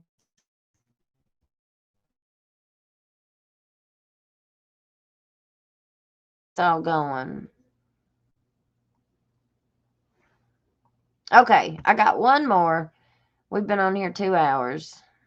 That's long enough. But I got one more. I want to show y'all little Jess. She's powerful in a little pack. 4 days in jail or probated for. Where's the end of it? An entire year, as long as I have good behavior. So basically, they were telling me that practicing my constitutional rights, like my First Amendment, and then challenging the very arrogant and ignorant state officer, I think his name was David Banks, challenged him because he demanded to see my ID because he needed to check for active warrants. He refused to tell me a crime. Therefore, he got his panties in a wad because I challenged him because I was literally standing and using my protected constitutional right to know. And he yanked me up, cuffed me, grabbed my megaphone, and slammed it to the ground, breaking it, which, joke's on him because I just got a newer and bigger one that's even louder. You go, Jess. Slung me inside of the jail where they continue to trample all over my rights. It's crazy. So if I was unlawfully arrested, anything the people at the jail did to me is kind of like fruit of a poisonous tree. And they were also violating my rights. The people in the jail need to be educated and trained better or just removed altogether. Start treating people better. Let's catch the beginning of that again because I kind of messed it up. Guess what, guys? I had court earlier and I was given 2 options. To either pay a fine or spend 4 days in jail or probated for an entire year as long as I have good behavior.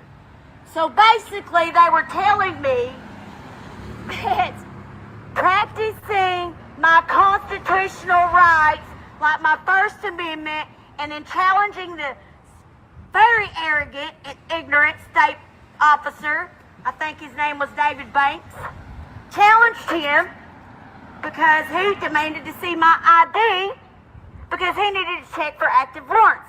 He refused to tell me a crime. Therefore, he got his panties in a wad because I challenged him because I was literally standing and using my protected constitutional right to know. And he yanked me up, cuffed me, grabbed my megaphone, and slammed it to the ground, breaking it, which, joke's on him because I just got a newer and bigger one that's even louder, and then slung me inside of the jail, where they continue to trample all over my rights. It's crazy. So if I was unlawfully arrested, anything the people at the jail did to me is kind of like fruit of a poisonous tree. Smart. And they were also violating my rights. The people in the jail need to be educated and trained better, or just removed altogether. Start treating people better. I love it. I love it. I love it. All right, guys. We was going to watch Lila Stein's videos that she put out. So we watched the first one last night that she did. And, she was I took it, like I said, I always say, if the shoe fits, honey, lace that up and wear it. Well, the shoe fit. I felt like she said, get a job and do something meaningful with your life. And she also said, that she was putting that out for local. Like, she didn't think anybody else would see it. She was meaning that to us local people. At least that's how I took it. Which I never expected her or anybody else to support, and anybody that we criticize, and we criticize her daddy as well as the rest of them. We are equal opportunity here. If you want it, you can get it. If you want some, honey, we will sure oblige. But so I responded to it. I think that it's very hypocritical, to say the least. They try and dictate who's allowed to talk about this case. It's gossip. No, honey, this is not gossip. This is a national news story, and it is a huge, huge part of Eastern Kentucky about the corruption. But that's okay. They don't have to support my show. Now, anybody has the opportunity to reach out to me and say, hey, I'd love to talk to you. Do you know how many do that daily? Like, people all over the world reach out to me, really. I get emails I couldn't tell you how many. Whenever the show first started, I tried to be very diplomatic. I really did. I didn't come out saying, because I don't have any dog in the fight. I don't have any reason to protect anybody, and I don't have any reason to lie on anybody, which I wouldn't do that anyway. I want to make it into heaven. I'm not going to go to hell over a candy bar. You hear me? I'm not going to go to hell over a $5, something. I'm just not going to do it. So I'm not going to lie on somebody for nothing. God knows. Even if nobody else knew, he would know. It just ain't how I roll, So that kind of got me a little offended. But she did the second one here, and she did much better. I think she explained herself. And I think that she could do really wonderful things with this opportunity. She's really pretty, and she's really smart, and she speaks very well. And she could take this opportunity and she'd never have to work a day in her life doing anything else besides this, whatever she chose to do with this. But it's completely up to her. She's a young girl. And very few people around here know about social media. But she's going to have a fast education on it.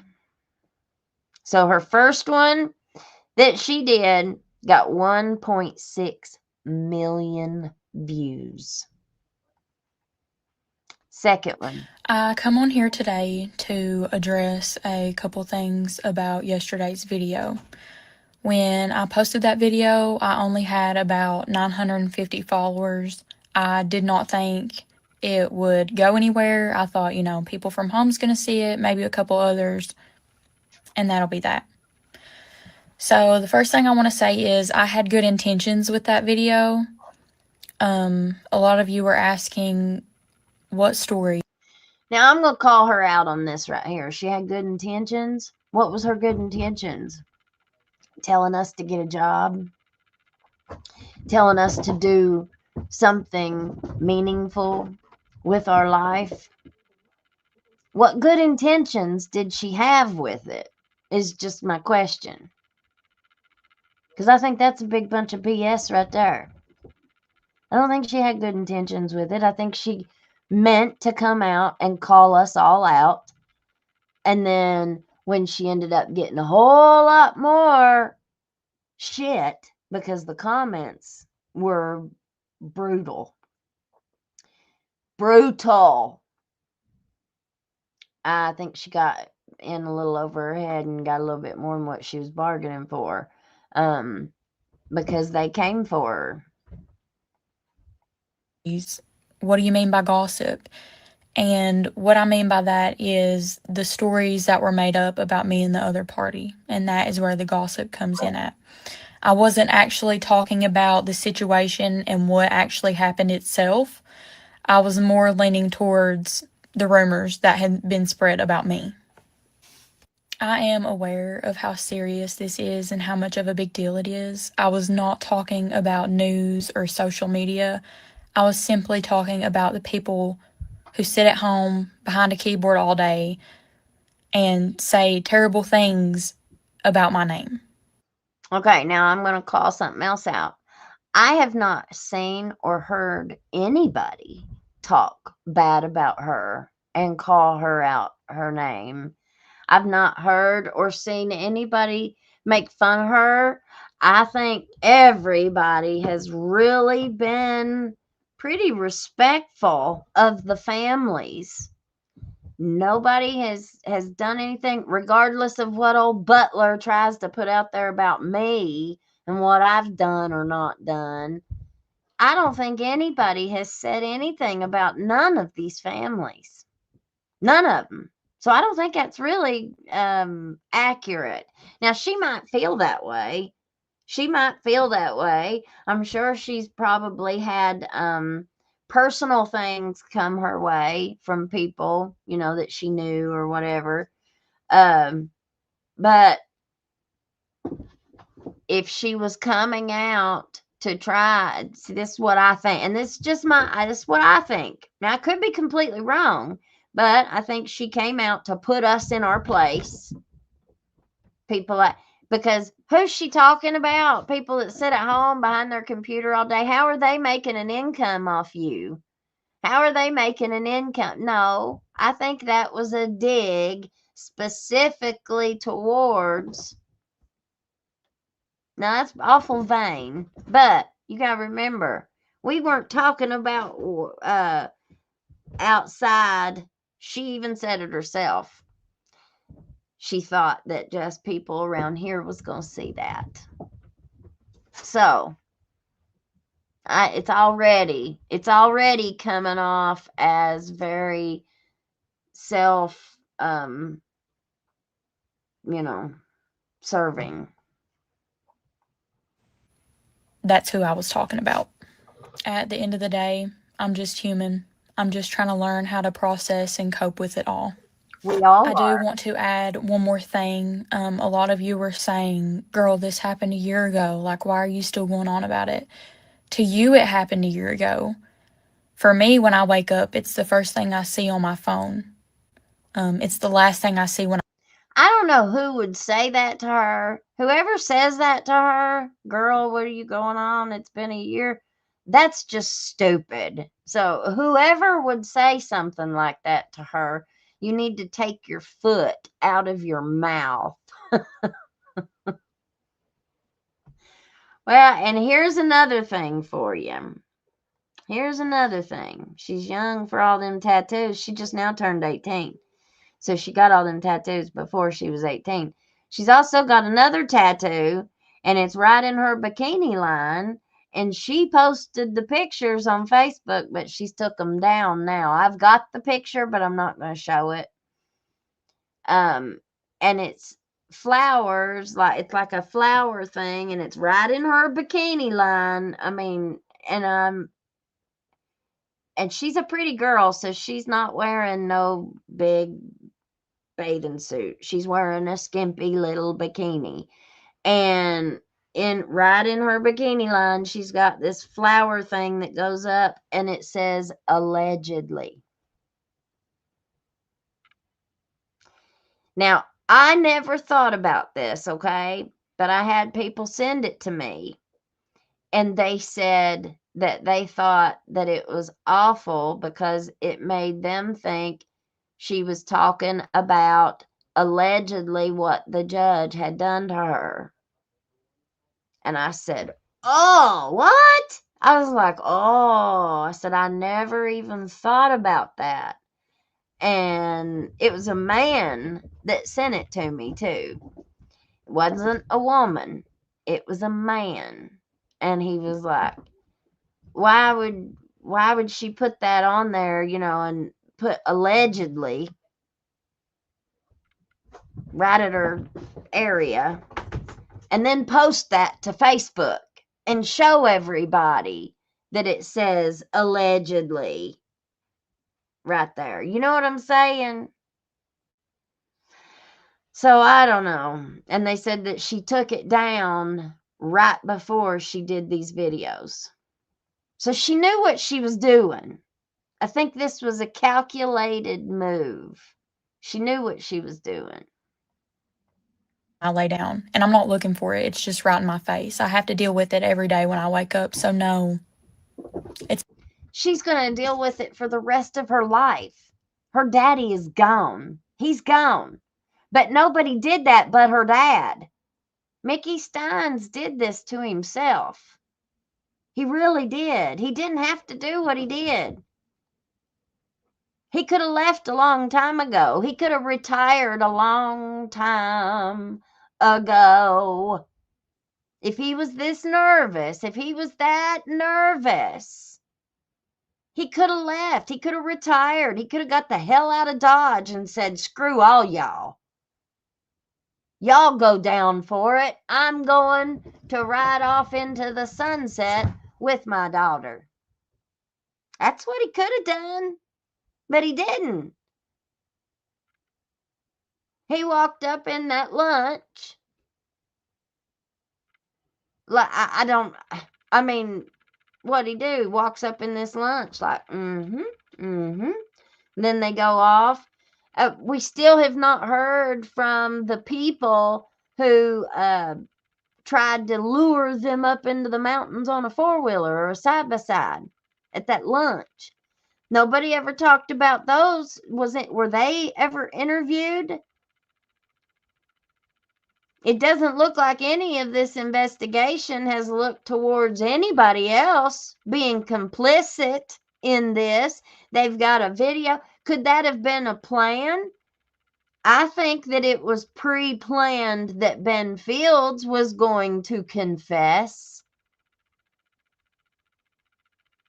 I don't think that they really had a plan on exactly how it was going to go, but I think that it was pre-planned that Easter was going to go in there and talk Ben into this confession, this very basic confession that they could use for the plea bargain.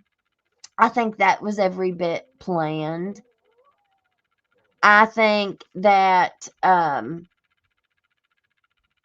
there's still a whole lot that we are not aware of. Nobody thinks that it's odd how much he wanted to talk to his daughter. Like, that was just such a it was just such a like, he was so desperate, and he had already talked to her. He had already went up to the high school and to see her and talk to her, earlier that day. I don't know. I just think that there's a whole lot that we still don't know, and I think that there's still a whole lot of people who are trying to make themselves look as good as possible.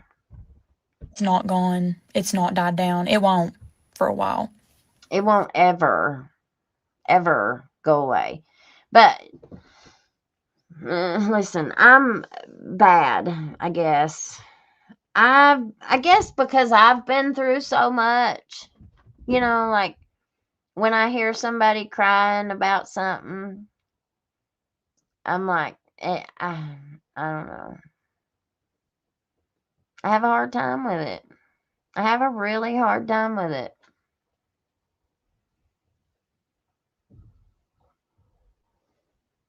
I'm really grateful for all the lessons that I have learned, and I've had to learn most of them the hard way. I used to try and share all that stuff, and my pastor's wife was like, "Why are you giving all your blessings away?" She was like, "God gave them for you." She said, "Nobody else will ever be able to understand to the extent that you do because they have not walked in your shoes.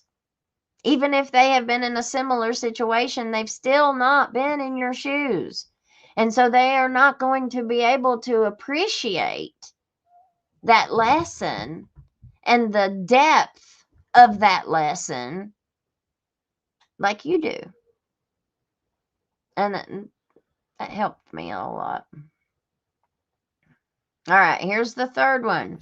Hello, everyone. This is my friend Ashley, and she just made a video about our private investigator, Joel Cotton.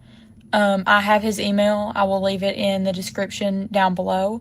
If you all have any information at all concerning the corruption in this county, in this small town, please reach out to him. Please.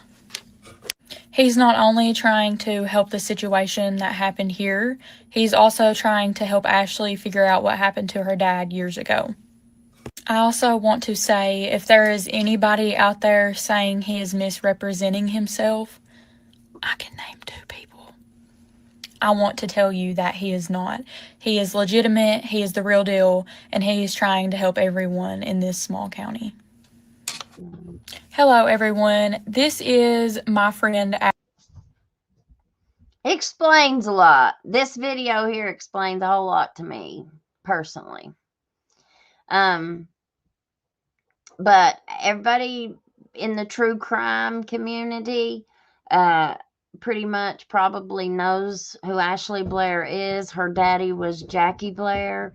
Danny Webb, the sheriff before Mickey Steins, he was a state policeman, and that was his case.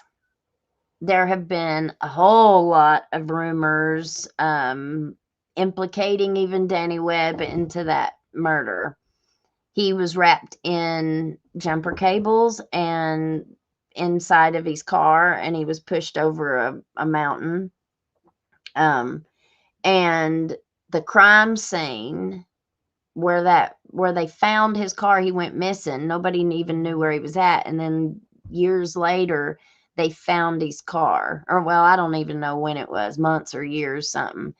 But long time later, they ended up finding him. And they didn't wait and do the scene. Like, they did not wait for any kind of evidence collection or anything like that.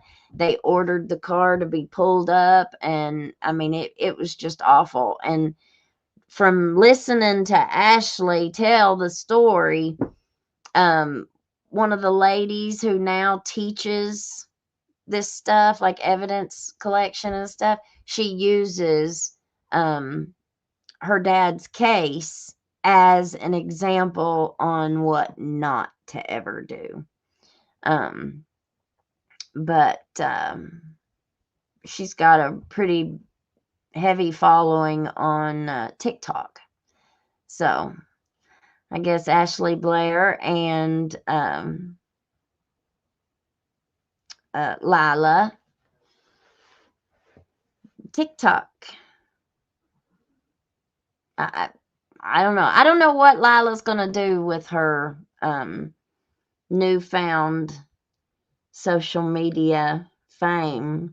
I'm interested to wait and see, though. Very interested to see how it goes. I mean, I don't know, is true crime where her heart is? I doubt it. I doubt that's what she was wanting to do before all this happened. You didn't see her be a policeman or anything like that. So who knows? I don't know what she's studying in school. I have no clue. But she has a really awesome opportunity at her fingertips right now. And, you know, she can go any which direction she wants to. And so, I mean, I wish her the best. I wish her the best, even though they don't wish me the best. None of them ever wished me the best. So, yeah, I mean, we'll see. We'll see how this all turns out. But that explains a lot to me. All right, guys. We've been on here long enough. We got school tomorrow. Oh, thank you, Jesus, for another day. In your name, Lord. Thank you for waking me up this morning. I praise you, Lord. You know, just living all the things that we live, Lord, it's hard. It's a struggle every single day for me. And I just pray that you help me, give me the strength that I need to continue on every day. When I'm weak, you are strong. I lift your name up, Lord, in praise and in worship. I love you, Jesus. I'm so thankful. I'm so thankful. I've got a thankful heart tonight for everything in my life. I know what it's like not to have $1 to my name. I know what it's like not to have a roof over my head, not to have a car, not to have anything but the clothes on my back and the shoes on my feet. And at one point in time, I even had the shoes on my feet stolen off of me while I was asleep. I know what it's like. I know what it's like to leave and have to walk in socks, in my socks, in the snow, because my shoes have been stolen off my feet. You have been right there with me through every step, Lord. You've been there with me through every failure, through every rejection, through every moment when I did not want to live another minute. You've been there beside me, and you have helped me. You've picked me up. You've carried me when everybody else turned their back on me. Hallelujah, Lord. I will always lift your name. I'm so thankful to have a second chance. The biggest blessing that you've ever given me, Lord, was my children. And I just thank you, Lord. I pray that you help me to be a good mom. I pray that every single day you help me be better than what I was the day before. I plead your precious blood over top of us, Lord, over everyone under the sound of my voice, whatever they are dealing with, whatever they are struggling with, whether it be emotional pain, whether it be some kind of mental illness, whether it be a physical situation. We pray for healing. I pray that you heal our hearts first. I pray that you take the Holy Ghost gold and just fill all those cracks and all those broken places and make us much more beautiful than what we were before. I pray for those that are struggling tonight with a physical, with some whatever medical problem that they have, Lord. We speak healing over them in the name of Jesus. I pray for your healing hand over top of all of us. Until we come again tomorrow, Lord, I pray for you to forgive my sins. And we give you all praise, honor, and glory in Jesus' name. In Jesus' name, amen. All right, guys. Well, you have a great rest of your night. Sleep warm and tight. Don't let the bed bugs bite. Peace out, Girl Scout. Bye.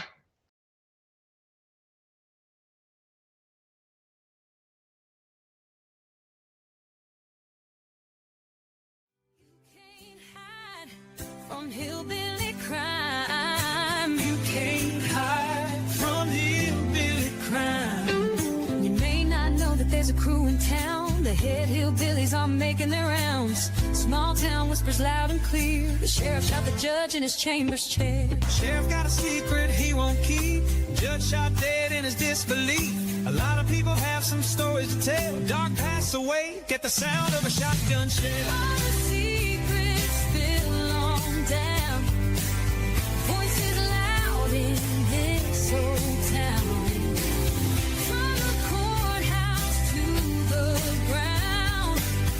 Rumors fly and they can't be bound. Neighbors hide behind their blinds. Whisper tales of troubled minds. Skeletons covering the mountainside. A treacherous reality in the pines. Winter reveals the hidden lies. Moonlight couldn't mask their cries. Shadows caught in sunlit skies. There's no cover, no